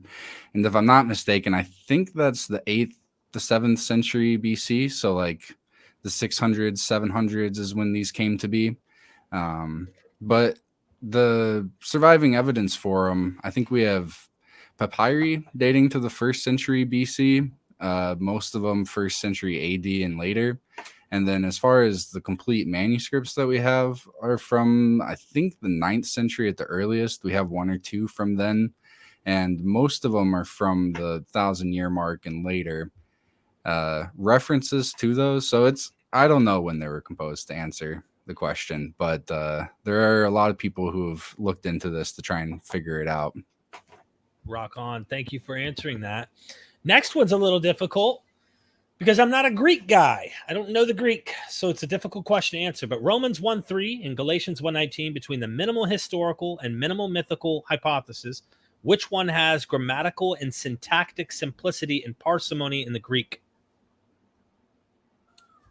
I can't really elaborate off the top of my head, but I think Galatians has a simpler form of Greek than Romans does. Again, I can't give any examples as to why I think that. I'm going to drop the super chat. Just thank you for that super chat. I'm dropping it so you can see people's faces. But does anybody else want to chime in on that particular, what the question was trying to ask in particular? I think what they mean is which is the more so which one fits Occam's razor? You know, if you're going to go for in the original context of the original Greek, does the historicist or mythicist interpretation fit better? And I think you'll get different answers from different people. Yeah. Nidibus? No, I gotta go. Oh, you really gotta go? Oh, hey, thanks for joining, man. Mm-hmm. It's nice to meet you. Yeah, nice to meet you, Jared. See ya. Yeah. Mm-hmm. Awesome. My buddy Steven, he also has written on some of this stuff. He gets into this, but I think the argument, if I'm not mistaken, isn't Galatians 1:19 the particular one about I received this gospel? That's brother of the Lord, isn't it? No, it's the brother of the Lord. Okay. Yeah. And Romans 1:3 is a passage that's descendant, but it doesn't actually say descendant. It's just one possible reading. All right. No, but it does say born. It says the sperm of David, and it doesn't say born. I know this is what Carrier says, but and I know he's suggested this too, that it's this is not a term that's used of physical descent, but he's just simply wrong about that. I mean, he's used all over the place. So I think he's talking about Paul. So Paul specifically doesn't use that, but it does mean born if it was someone other than Paul writing. I don't know. That seems really, really weak to me. It's in a very natural reading of the passage. It means descended from. It's used that way all throughout the Septuagint. It's used that way in throughout classical Greek literature. I think Dennis actually. And I don't. Sorry, Kip. No, go ahead. Dennis McDonald said the same thing. As soon as I hit the off button in person, he's like, listen, I'm not getting into it with you on camera and all that, but you and me are definitely not going to agree on this for sure. And they have different reasons why they're coming at it. Yeah. And I will say too, with regards to the Galatians passage, I think when I've heard Carrier on this pretty consistently, he always reads and translates as a brother of the Lord. And I think that's misleading because the expression appears with the definite article, which, we pretty consistently translate as the. It should be the brother of the Lord. And again, it's the only place throughout the entirety of Paul's writings, throughout the entirety of his writings, at least, where this particular expression appears like that with regards to a single individual. So I would agree. It's a small thing. It doesn't. I don't think it makes the case one way or the other. It just really bugs me when I hear people make what seem to me deliberate translational choices to propagate an agenda. Well, I know why he does that. It's because in English it sounds different with the and but that doesn't exist in the same way in the Greek. So you can see he's trying to avoid people reading it in English. Well, let's move on. Indo, thank you so much for anyways, this. Opinions on gospel authorship and Paul's forgeries. This is mostly based on stylistic stuff, right? From what I understand, it's stylistic differences in the letters that are the main go-to for the forgery. There's probably a lot of different things, not only stylistic, but terms seem to be a big thing that Bart brings up. Like they're talking about the faith not just faith, but like as if it is a definite article. Here we go. Like it is already an established thing. And no, at first it's not. It's kind of a wild, wild west movement of faith, not the faith. Chronology too plays a big role in here as well. Within the there's seeming shifts in the history of the development of the church that are different between like what we see in Paul's epistles and in the disputed epistles. Just thinking, in terms of church organization and the existence of certain officers, a big one is the pretty dramatic difference in terms of the regard and the presentation of women in Paul's letters as compared to the disputed Paulines. So, and then also, I think with regards to the text of the New Testament itself, or the broader context of Scripture. Isn't there also like the canon changing over time? Is that something like that? Yeah. Did you mention the polemics as well? The groups they're attacking. I didn't, but that's a good one. Yeah. That is something to think about. Isn't there also roles like in the church, bishops or something like this? That, or is it that's what elder? I was getting at poorly. So these are anachronisms. Yeah, they would be things that you would expect when it's like already being an established. It's not just a small little house churchy type thing, and you would think that that's no problem if that's what we saw right out the gate, maybe. But in the authentic, this is what they're saying you don't find. And where they would have said the things they said in the not authentic, they say something what appears to be more primitive. Like Paul will say something like, you need faith in Christ, or you need to have faith in Christ, or something like that, right? To be in Christ, you need to have faith in him. But then faith becomes this definite article of the faith.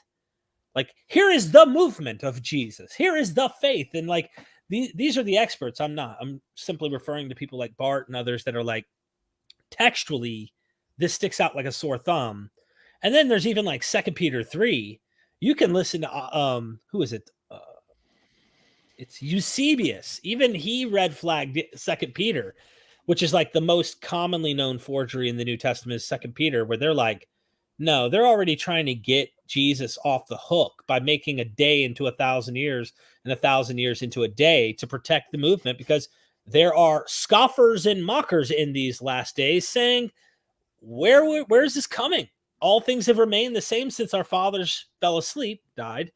And yet they're ignorant. Of course, the author wants to say they don't know what they're talking about because God's time's different. And even Eusebius thought maybe this wasn't Peter.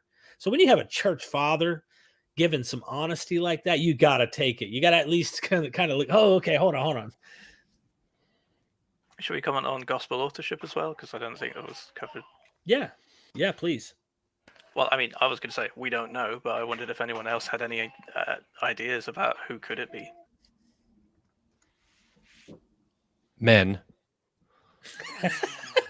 Yeah, that's about right. And women. No. Well, what didn't was it Richard Purvo? Or I forget. There was one guy who argued that Luke could have been written by a woman, just because there are some or there's more prevalence of women in Luke.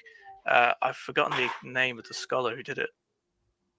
I don't know. I doubt it was written by a female. Like, I just can't imagine a woman writing that. Yeah, I don't think the argument holds up, but it was an interesting look at the differences in Luke. Is the Acts of Thecla written by a woman? Like, I don't know anything about the proposed authorship of non-canonical gospels. That's a good question. Those are better questions, and especially when Paul, the experts that I'm talking to are saying Paul had women prophetess. Like, there were legit leaders in the movement that were women, and it gets kind of it's a tug of war happening where that becomes something they want to stamp out for whatever reasons. There's even a weird, it's wild trying to figure this out, right? Was Paul beheaded by Rome? Why was he beheaded by Rome? Like, what did he do, right? And I can't remember the literature and who it was. Because it's true, Derek. It's because it's true. They had to kill him because it's true. I'm trying to resist the Holy Spirit here on video. So, bear with me, Nathan. We talked about this. There's this position where Paul's teaching this, the end is tomorrow, don't have sex anymore. Like, stop. And these women are like these noble women who have like men in power as their husbands are not cool with this. And they're not laying in bed with their husband anymore. This is something that's really a position that I can't remember who it was that told me this. Maybe it was Dr. Price mentioning that there's some early literature that suggests the Romans had to involve themselves because he's convincing his audience to like, look, we need to stop. Like, stop with the sex thing. It's not really good. I'm like, absolutely have to. And the women aren't giving their men, what the men are wanting. And so they get the, Rome involved, and they come and they cut the dude's damn head off. Now, of course, this is for the gospel, of course. But you know what I mean? Like, can you imagine that happening today? Like, some guy goes and kills some cult leader because he keeps all the women probably for himself. That's me being facetious. Let's assume he's really an apocalyptic, crazy, the end is about to happen mindset like I once was. And he's convincing them not to do this. I imagine someone's husband's going to go kick his ass. I can only imagine, or something's going to happen. Was it the Acts of Thomas or something as well? It got him basically against sex after marriage as well. It was very anti-sex in general. It might not have been the Acts of Thomas. I don't know the book, but you're on to something there. And I think Paul started that. Now that Derek's leaving, let's talk crap about him. Let's talk crap about him while we have a window of opportunity. It was Randall Helms, by the way. That would have bugged me, who suggested that Luke was written by a woman. Interesting. That is all interesting. Right. Averos, thank you for the super chat. Is an actual physical infinite regress possible? Where's Lawrence Krauss? Let me call him real quick. Yeah, do we have any physicists in this panel?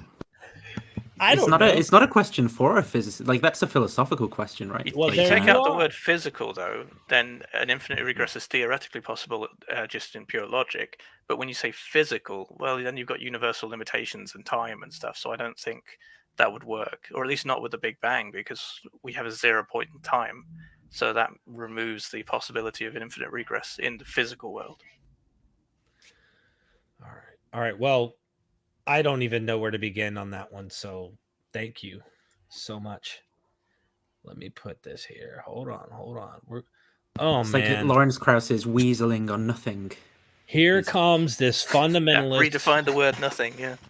Dr. Joshua Bowen says, this so-called Dr. Kip is such a joke. He thinks all his fancy training in the Dead Sea Scrolls makes him somehow knowledgeable in Hebrew.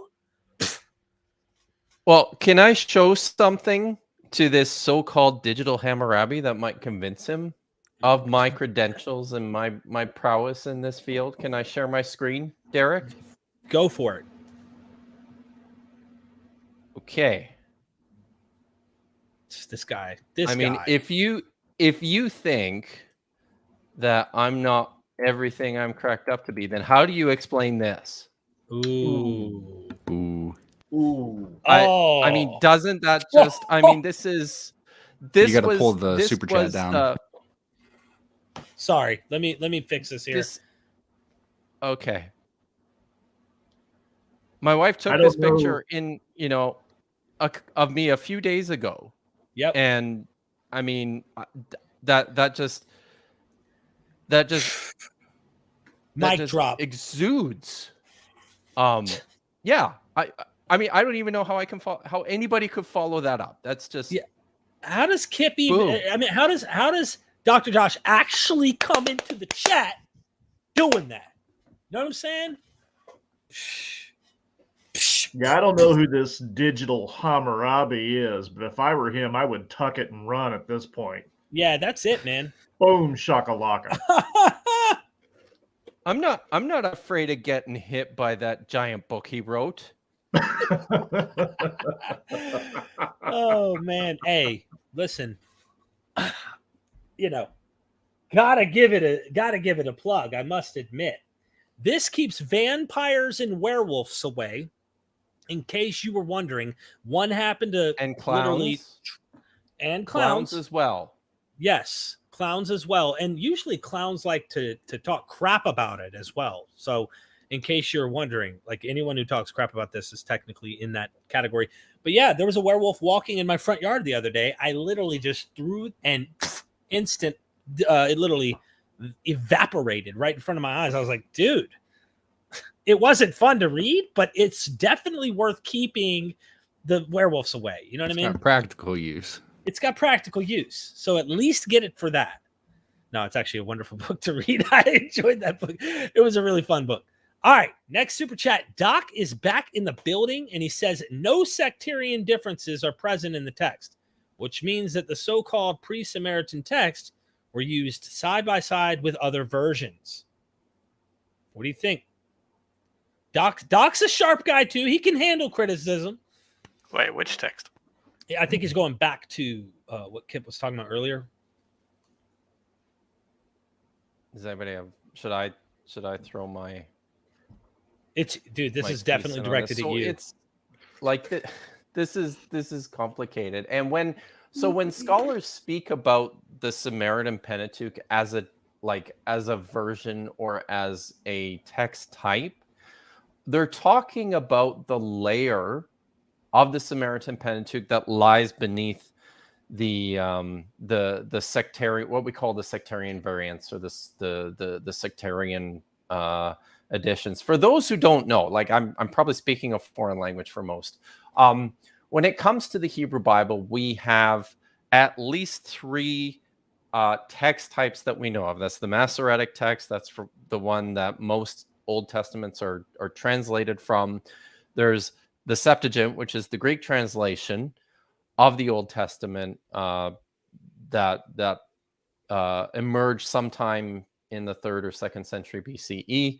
And there's so many differences in that text that it provides a window to, or evidence of an actual text type that existed behind it that was quite different from the Masoretic text. And now we actually have Hebrew copies of that in the Dead Sea Scrolls. The third one is the Samaritan Pentateuch, which is just the Pentateuch. This is the text that was preserved through the medieval period by the Samaritan Jewish community in Palestine, and they're still there. So the Samaritans have been around since probably sometime around Alexander, maybe a little bit before that, but most scholars think not.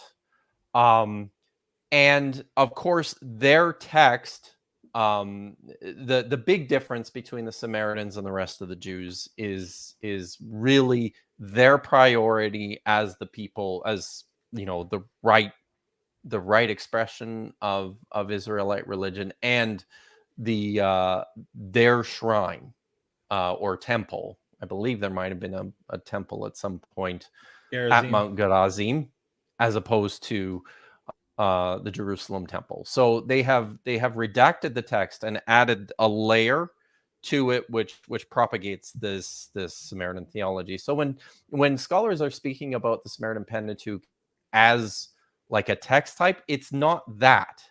It's the text that they used and added this additional layer onto. And we now have copies of like the Samaritan text type without the Samaritan elements in the Dead Sea Scrolls. So that's what people are talking about. Now, with regards to Doc Pleuromonaut's statement itself, the so-called pre-Samaritan texts were used side by side with other versions.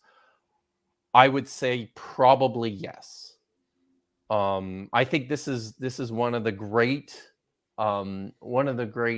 unspoken discoveries of the Dead Sea Scrolls, and one of the things that people don't talk about enough is how much the scrolls have revealed to us about I think the tolerance for the variation in the text that the Jews had at the time of Jesus, so that they had all sorts of copies that were obviously dramatically different from one another, and it just never really bothered them.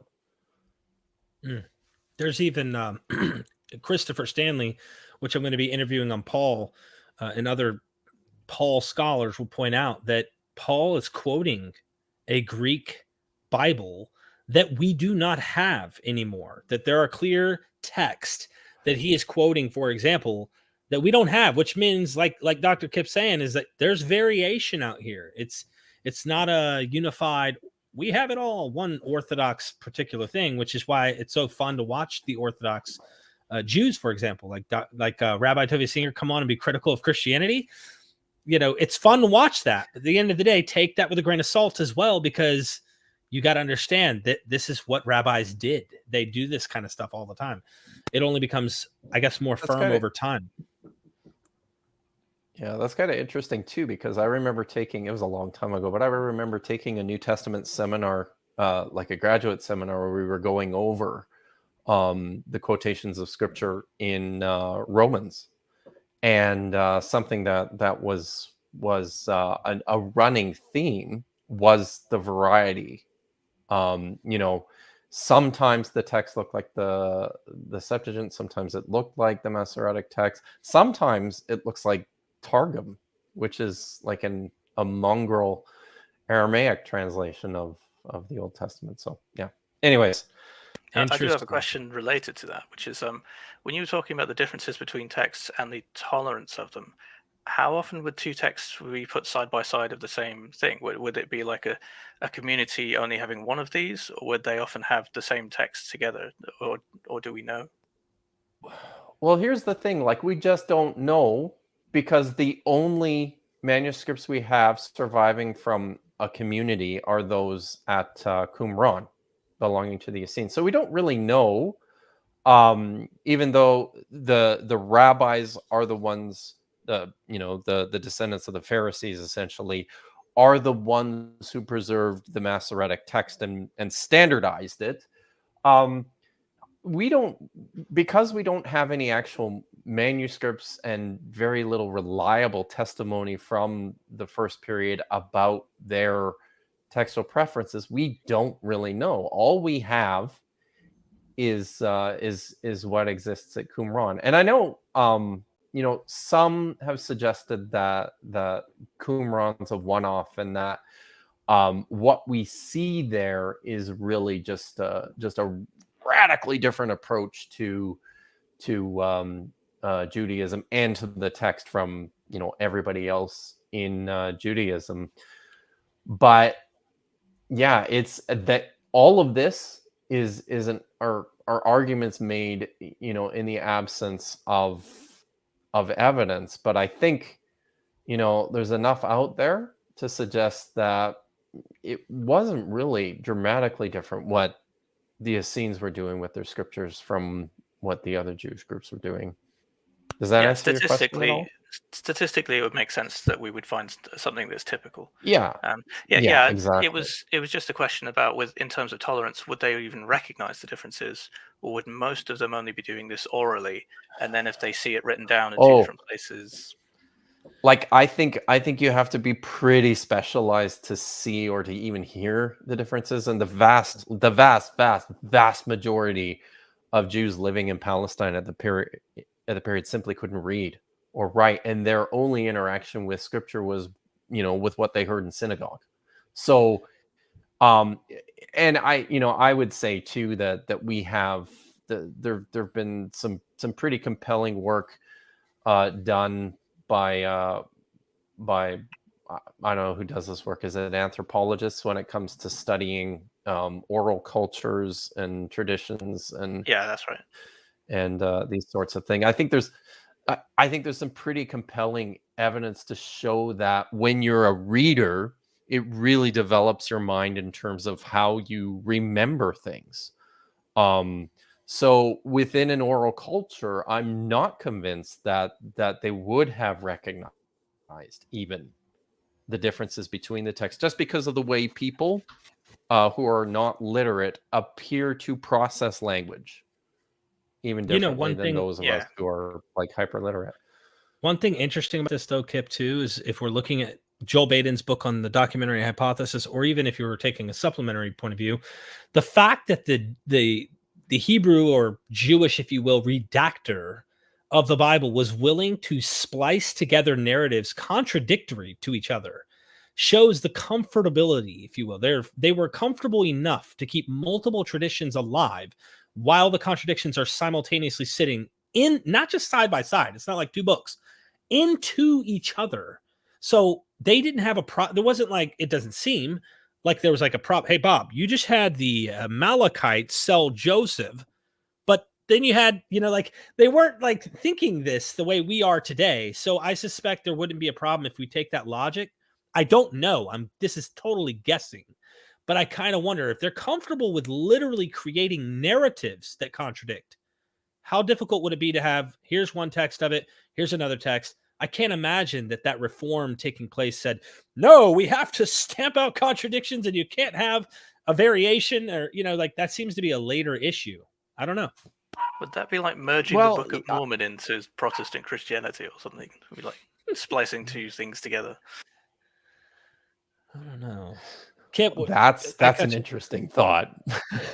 I was gonna say, I hear what you're saying, and on one level I'll agree with you, but then on another level, one of the things that we see occurring throughout, like the later layers of the Pentateuch, the priestly layer and the redactional layers beyond that. And this is just speaking within the terms of the documentary hypothesis. I recently just said to someone, I like the documentary hypothesis because it's the simplest explanation, right? So, but all that to say, one of the things we see in some of those later layers are efforts to bring the text back into into a harmony. Mm-hmm. There are harmonizing tendencies in there. That's one other thing I was going to mention about the Samaritan Pentateuch, which is really interesting. Is one of the features of this text is how much effort it goes to harmonize these portions of the Torah that appear or could be construed as contradictory or even problematic. So it goes in both directions, and it's hard oftentimes to know what the people were thinking or doing with their text when they were transmitting this literature at various points in time. Thank you so much. Look, I'm going to get through these super chats, and then I'm going to have you guys all say a piece before we wrap things up. I'm going to go and spend the rest of the day with the wife here. Medalia, thank you so much for the super chat. I appreciate you. With the mini, believe in the Bible before you die. I'm trying to, I read this a while ago. It's kind of difficult for me to make sense, but I want to make sure we understand this. So many people believe in the Bible before you die, I believe. You atheist, text from my mother. What do you really think about angels, spirit guides, or near-death experience? Do you want to go like person by person again? Yeah, sure. Derek. I have no opinion on this matter. Well, I mean, I do, but it's not worth it. Okay. What about you, Nathan? When it comes to angels and spirit guides, I mean, as far as I'm aware, spirit guides are just people who sort of like took a gap year between high school and university and stayed on it forever. But when it comes to NDEs, I don't think that there's any well evidenced NDEs. When you look into these things, usually there's something that happens, and there's usually some kind of like trauma involved. So either someone having a heart attack or surgery, and there's some well-studied phenomena around that, like anesthesia awareness, for example, that goes on, and you can imagine people in altered states of consciousness. And also often there's plenty of like complicating factors as well. So there's stuff called there's something called temporal lobe syndrome, which you can kind of accurately you can consistently stimulate some of the same experiences that people report when they have NDE experiences by stimulating the temporal lobe. There's only actually one controlled study that's been done on NDEs, and of the 42 or something people or events that were a part of that study, it's called the AWARE study, only one of them met the standard to be classified as an NDE, and the only piece of evidence that the person recalled was like that the guy was wearing blue or something like that, and that he was a bit chubby. And those are plausibly things that they could have known about their surgeon, quite easily, or just guessed or whatever. It wasn't anything that special. Most of the really good NDEs, there's retelling of the stories, memory corruption over time, and stuff like that goes on. And you can actually see that in the people who tell these stories about the NDEs. If you can watch documentaries of or interviews with people like Gary Habermas, who's a Christian apologist who uses NDEs, and over the course of 5 or 6 retellings of the same story, he himself embellishes details and adds them. That you'll watch on the first telling, there'll be like a 4-digit number. By the time you get to the 4th or the 5th, it'll be a 12-digit number. They'll be like, the doctor said, "Oh my gosh, I've never seen anything like it. That wasn't there in the first." And you see that there's this socialization effect where in the person who's telling the story, there's a sort of expectation for them to, say something special or whatever. And so and maybe he genuinely believes it, right? And he's just corrupted his own memory in that way over time. I don't know. But when you go back to the original sources, it's never as impressive. There's another good case, one called Pam, a case about a woman called Pam Reynolds, where apparently the blood was drained from her brain for a particular, I think it was for the removal of an aneurysm in her brain or something like that. I can't remember the exact details.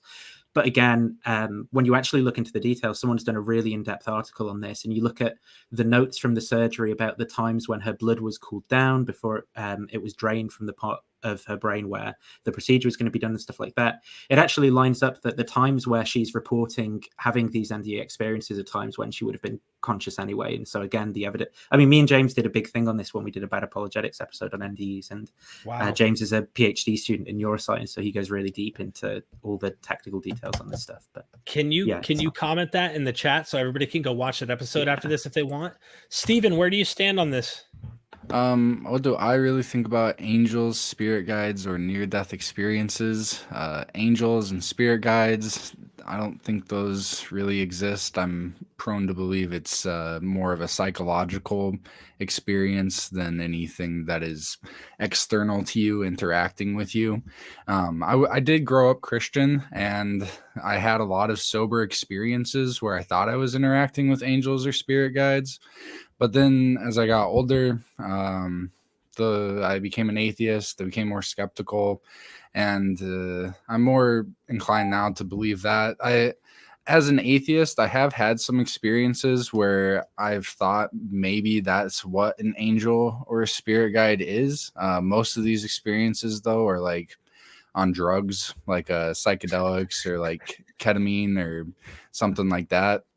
But even then, it wasn't enough for me to say, "Oh, I've had this experience on mushrooms or something. Now I think that they're spirit guides." It was more of a, I'm tripping really hard right now, and like, how would I even be able to re-emulate this to try and figure it out if a spirit guide actually exists or if it's my mind? So as far as like being able to analyze any of that, I don't think that there's any reliable tool or method to do that. So I don't think that any of that exists. Near-death experiences, I've only had one of anything that I would even consider close to that. I think it's somewhat of a problematic term, near-death experience. Death in and of itself is, like 100 years ago, what was considered dead, you could still be brought back from today. So near-death, kind of a tricky term. I'm not sure how you could determine how near to death are we talking here to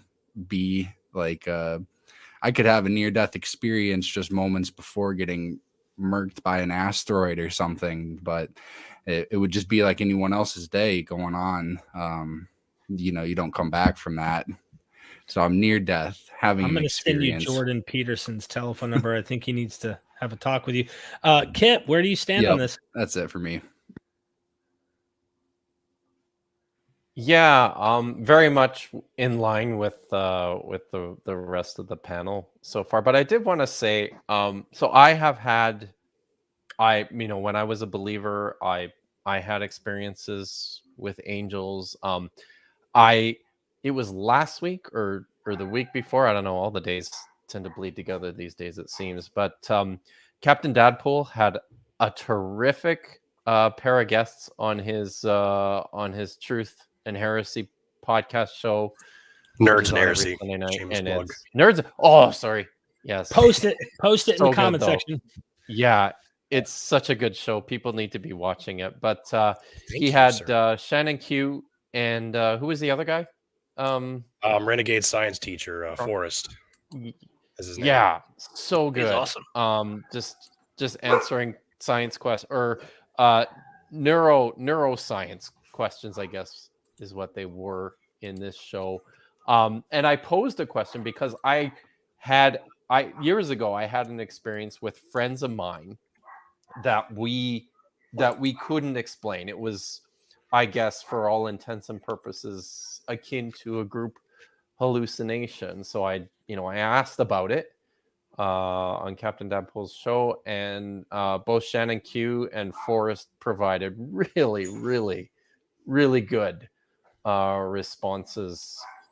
In line with the way that our brains work and how they function for pattern building, and how much our own social makeup and upbringing affects, our approach to these sorts of things. So yeah, check it out. Thank you. Joel, where do you stand on this, brother?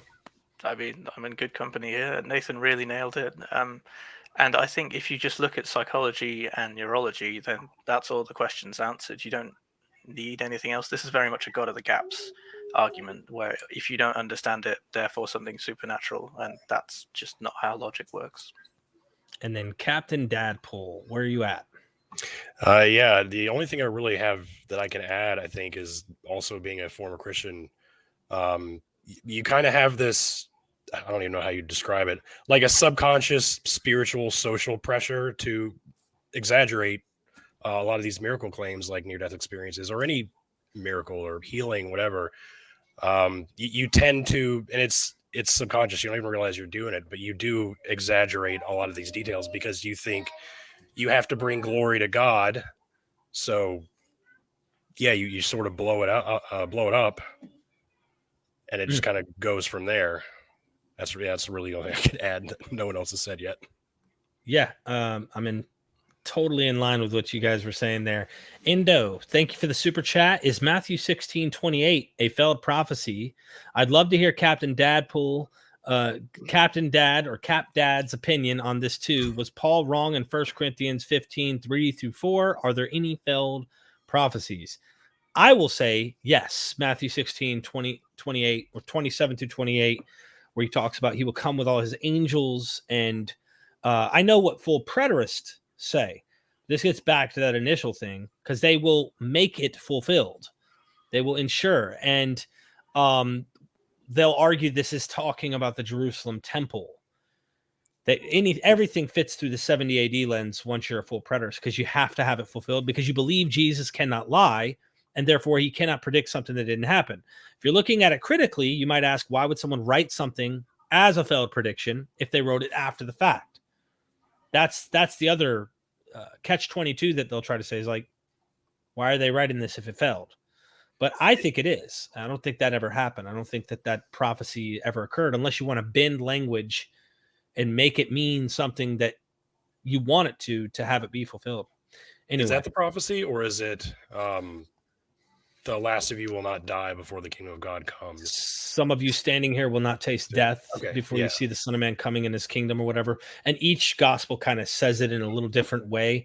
Yeah, you got that from Mark, really. So it's then it Mark's says, very... in that day there will be, and then I forget the things, the angels falling from the skies or whatever. So. Yeah, and it's absolutely, like, the Christians try to explain this away, like, oh, this is talking about the new covenant or whatever. But no, the very first thing Jesus says in the very first gospel is the end is near.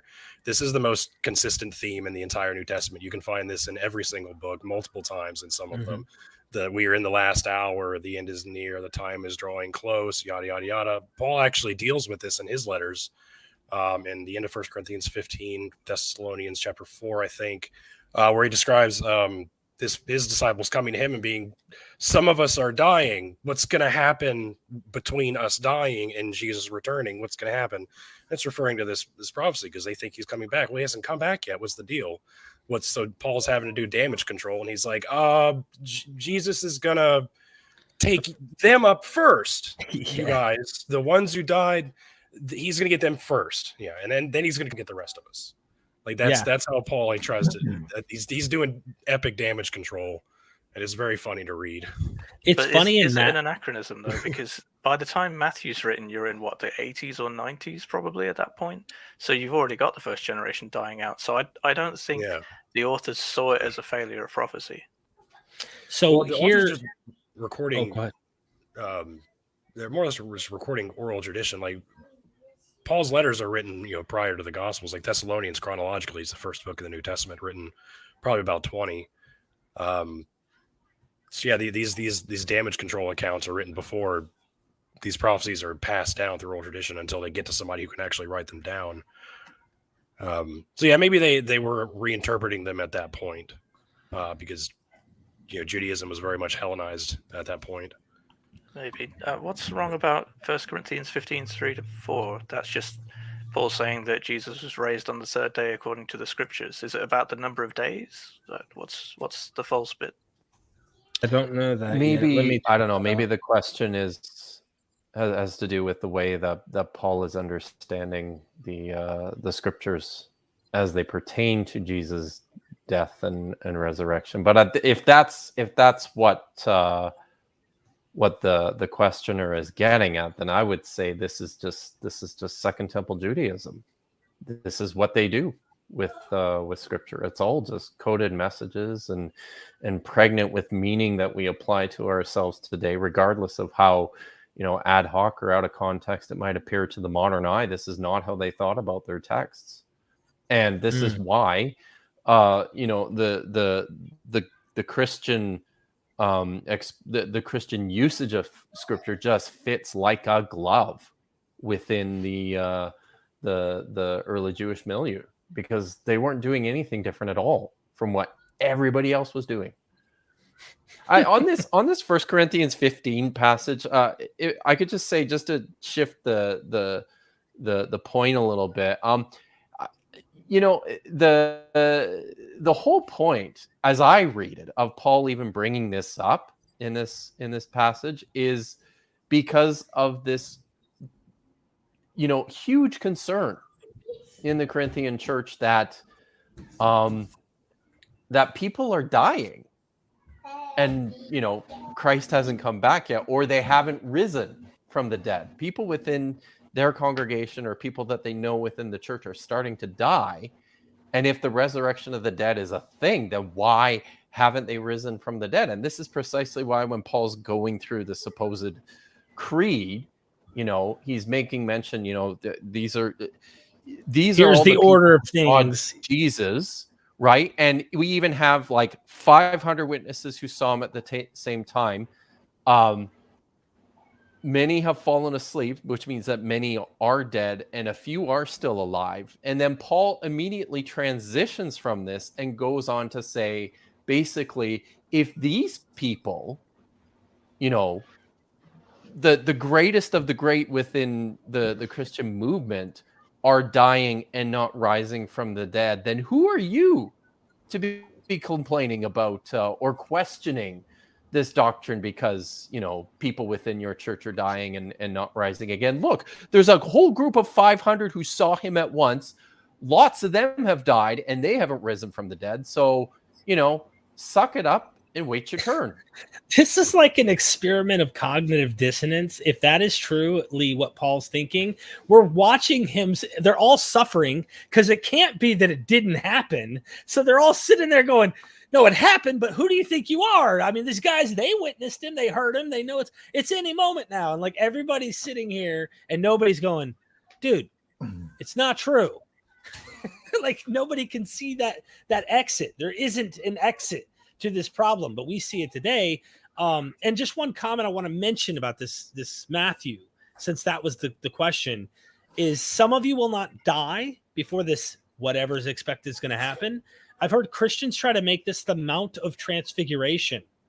Yeah. That happened 6 days later.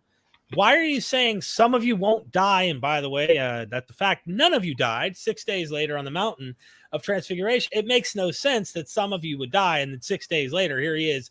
All right, let me show you a glimpse of the glory that's going to come. I just don't buy the full preterist BS anymore, man.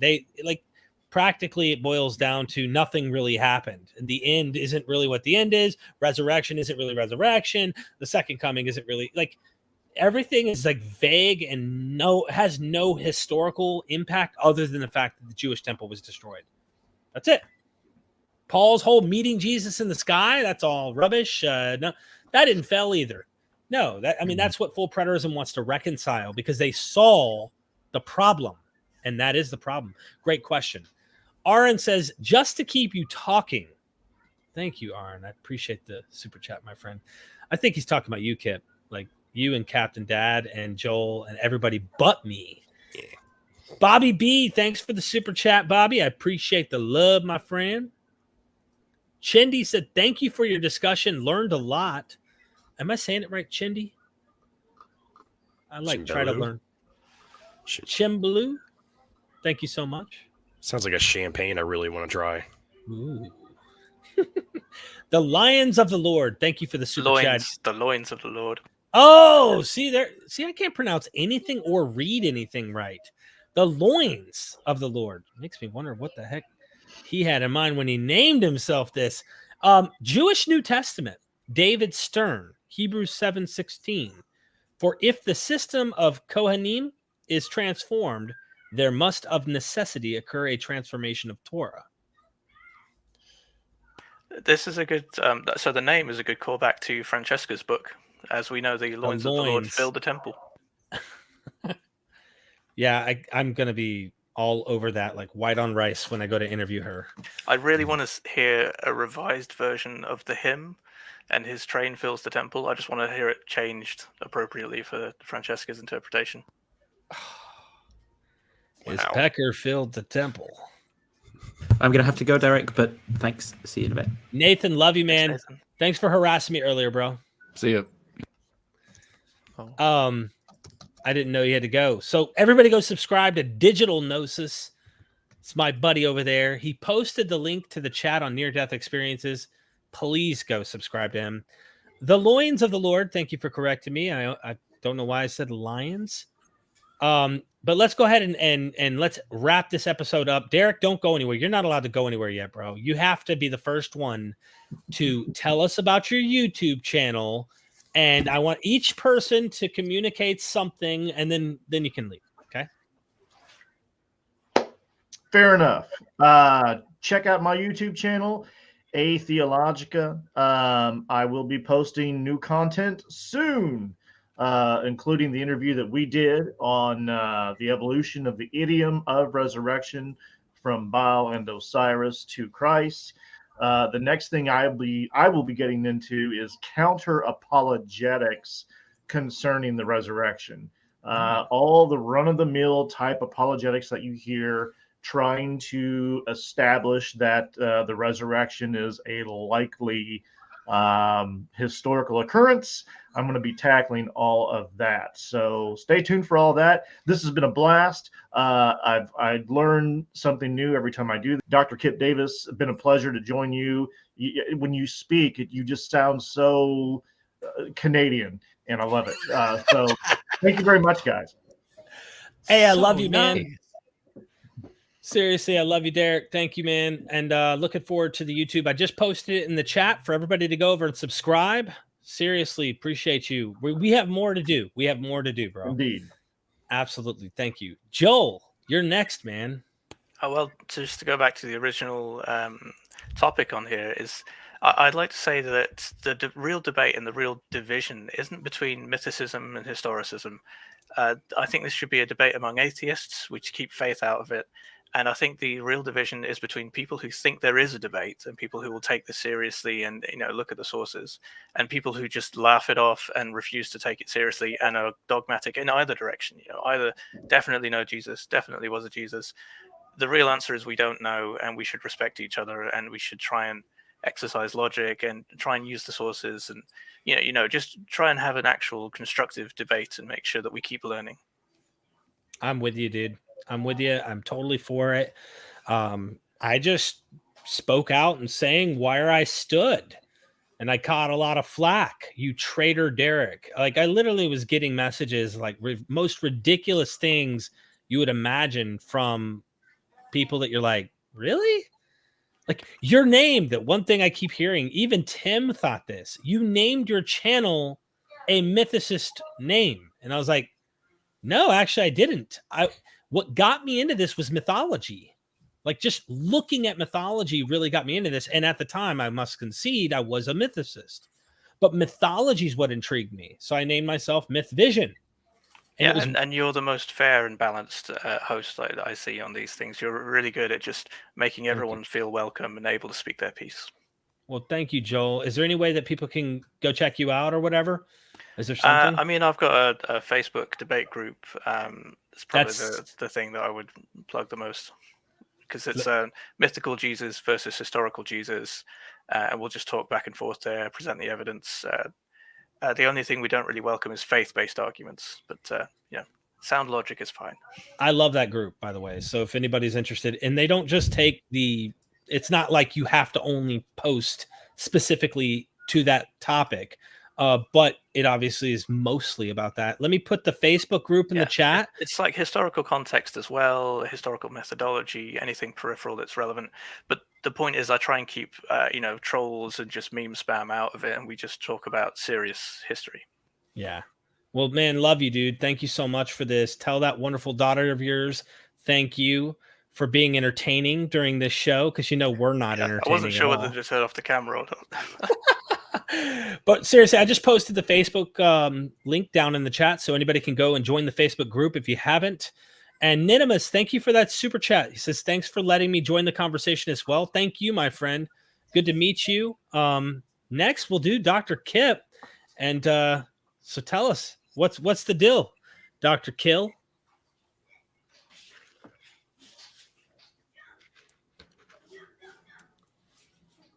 Is he froze?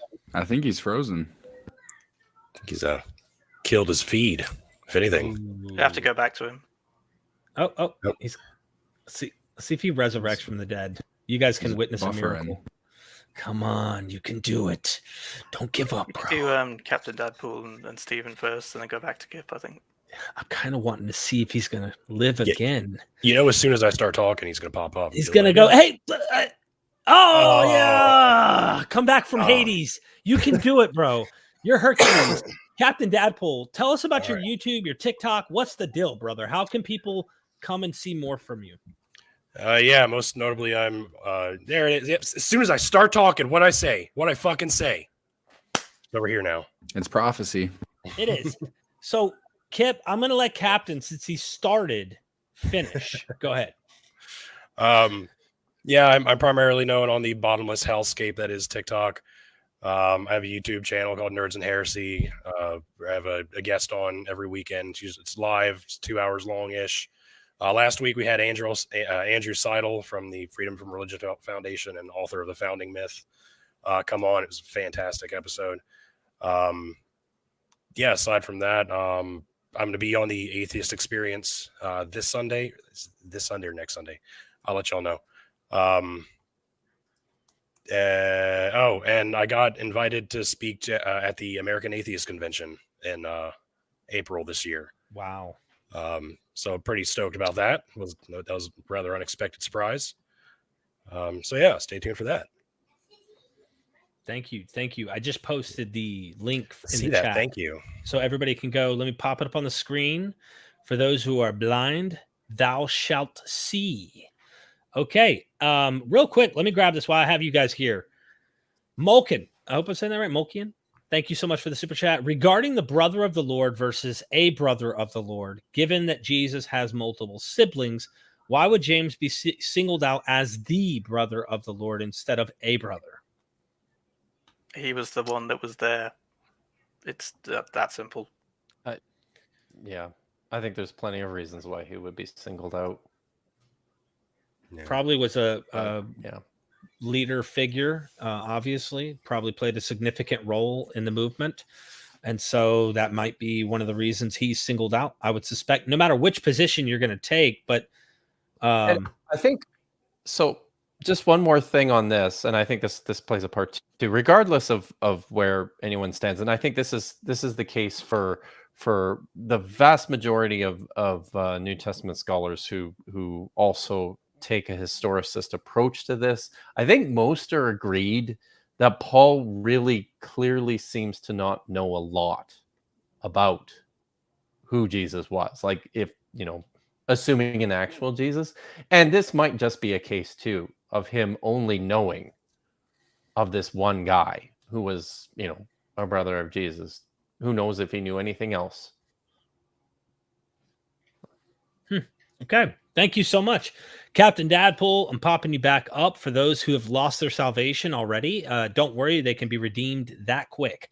Hebrews does, actually, Hebrews says once you send, that's it. So find another text that supports what I'm saying. It's there. I guarantee you it's somewhere in the New Testament. It'll back up what I'm saying here. Someone in the chat, please. Seriously, go subscribe. And so I'm going to go to Kip here, Stephen, just because Kip was in the midst and then he rose from the dead. So Kip, tell us, your YouTube, what are you working on? How can we help you continue to kill? Okay. So I have a YouTube channel that's self-titled. It's just Kip Davis. I'm a specialist in early Judaism and in particular the Dead Sea Scrolls. I also am passionate about the Hebrew Bible, about biblical scholarship, about biblical interpretation and history. So I do a lot of this kind of stuff on my channel. As I mentioned earlier, in the next couple of days, I will be dropping a new 25-minute video that I've put together all about the Tower of Babel story from Genesis chapter 11. I think people will find it interesting. I think they'll find it exciting. I'm working also on a big project right now. I'm starting a whole series about the Dead Sea Scrolls, and it's going to be so it's in the direction of questions that I feel have been neglected with regards to the scrolls and their contribution to biblical scholarship, and responses to how Christian apologists have used and abused the information that we've gleaned from the scrolls to make arguments for the veracity of Scripture and the historicity of the Bible. So if you want to help with that, because it's a huge project and it's going to take an enormous amount of time, I've started a Patreon. You can help me out by going there and giving me your money, and you can get early access to my material and some one-on-one interaction, which will be coming up in the near future. It's me, man. It's an OnlyFans Patreon, correct? Correct. Okay. I think I know what that means. Get to see you without the hat and glasses. Lots of clown pics. Total clown pics. If you want as many clown pics as you'd like, look, I even posted your Patreon in the chat. So if anybody really wants to go support, go check them out. I think somebody asked about singing. There might be singing involved, so seriously though, you might want to peep into some of the drama, right? So you want to go and find out some inside exclusives. You can pay for that kind of stuff. You know what I mean? Stephen was poking and prodding, like giving you guys a tease. So go subscribe to his YouTube channel, check out his Patreon, and of course, he's going to be coming back here at MythVision. We can never neglect him. That's just, Dr. Kill. You can't. Stephen Sorensen, tell us your YouTube, what you do, and how people can go and check you out. Yeah, people can find all out about me through my website. I got a Start Here article that kind of talks about what I'm doing. It's at www. Goddamn, my bad. I was about to say the end of the world's happening. We got another resurrection going. My camera holder has started to, I guess, not hold my camera anymore. So I got to fix that and get a new one. But yeah, www.ctruth.today. That's my website. Derek's got the C-Truth YouTube channel up there. I'm going to be doing more live streams this year. I've been doing content for maybe 3 years. It focuses on the crossroads of history and psychology mostly. And so if you're curious about those two subjects, that's what I'm looking into. And you can learn more about that and come to me to ask questions or share information with me that you think I might be missing. So I'm easy to contact. I'm all over the internet, and that's my gig. Awesome, man. Steven, thanks for showing up today. And everybody, of course, I really do appreciate all of you for your insights, your thinking. Like, I learn from every one of you, and every person that I bump into, I try to learn from. So I hope people take that philosophy and learn from that as well. If I can shamelessly plug just for a second for everybody to see, okay? This right here is like my baby. I work very hard to create the content that I do. Just to give you an example, for those who aren't Patreon members who've been watching my content, I'll like typically put out a video a day. But here's some videos I just put out that are not in the public and don't know exactly when all of these will be. This is from a guy who knows Ugaritic and Akkadian and the Sumerian, and of course he knows Hebrew and he knows a bit of Greek, and then he even knows Arabic. So he's like traveling through these Semitic languages and showing that he thinks there's definitely this astrology deeply rooted into some of these myths. Hanging out with Dr. Price, that one was fun. These are ones I did with Dr. Price. Walking on water, one of my Patreon members asked questions. These are actually questions from Patreon members who I recorded. And Nazareth Inscription, Found Christianities with M. David Litwa. That is up there as well. That's not made public. Christopher Stanley. Here we go on miracle healings in the ancient world. This was amazing. I love her to death. She's awesome. And the list goes on. You just keep going, sneaking Jesus, right, into Revelation. These are ones I did with Dr. James D. Tabor, Paul's Ascent with James Tabor. Just released this one public. This one, did Jesus have a biological father? We go into Panthera, and a case is made, though tentative. Is this guy possibly the father? You never know. But you got to check it out. It's really interesting. I did not desire sacrifice. Was Jesus a vegan? And the list goes on. And that was when I went to visit him. But you just go down and then you hit load more and you see more material. So there is my shameless plug for my Patreon. I can't tell you. You can join for as little as $3 a month, by the way. So if you can't afford it. I had one guy actually arguing with me. I'm not making this up. I'm dead serious. There was a guy in the chat. I'm not going to call his name out. Half a year ago, and I had a lot of content I already did, the hard work I've been doing for a long time, who said, I'm not joining unless you make it $1 a month. And it's just not worth it to me. And I said, well, it's not worth it to me to drop it to $1 a month. It's just not. If you're really that like, no, screw you. I'm not like, no. Then honestly, I can't. And he was very like rude about it too. And I'm like, really? You know, when you start a Patreon, they ask and request you not to go below $2. They actually say $3, go to the minimum. And I went with the minimum. So I went with what Patreon told me to do. But if you can afford half the cost of a Starbucks coffee for an entire month of endless harassing me in the private messages, as well as video content, please consider doing so. And that goes for Patreon for Dr. Kip. Like, he just started it. He's a virgin. Go pop his cherry. You know what I mean? You gotta do it. We get more OnlyFans references in. Oh, Natural Law. Thank you for the super sticker, my friend. I appreciate your love. Is there anything I missed? I didn't see any super chats go by that you missed. I don't think. I'm just talking about anything I didn't say or. Oh, I know what it is. I forgot to mention this. We are MythVision.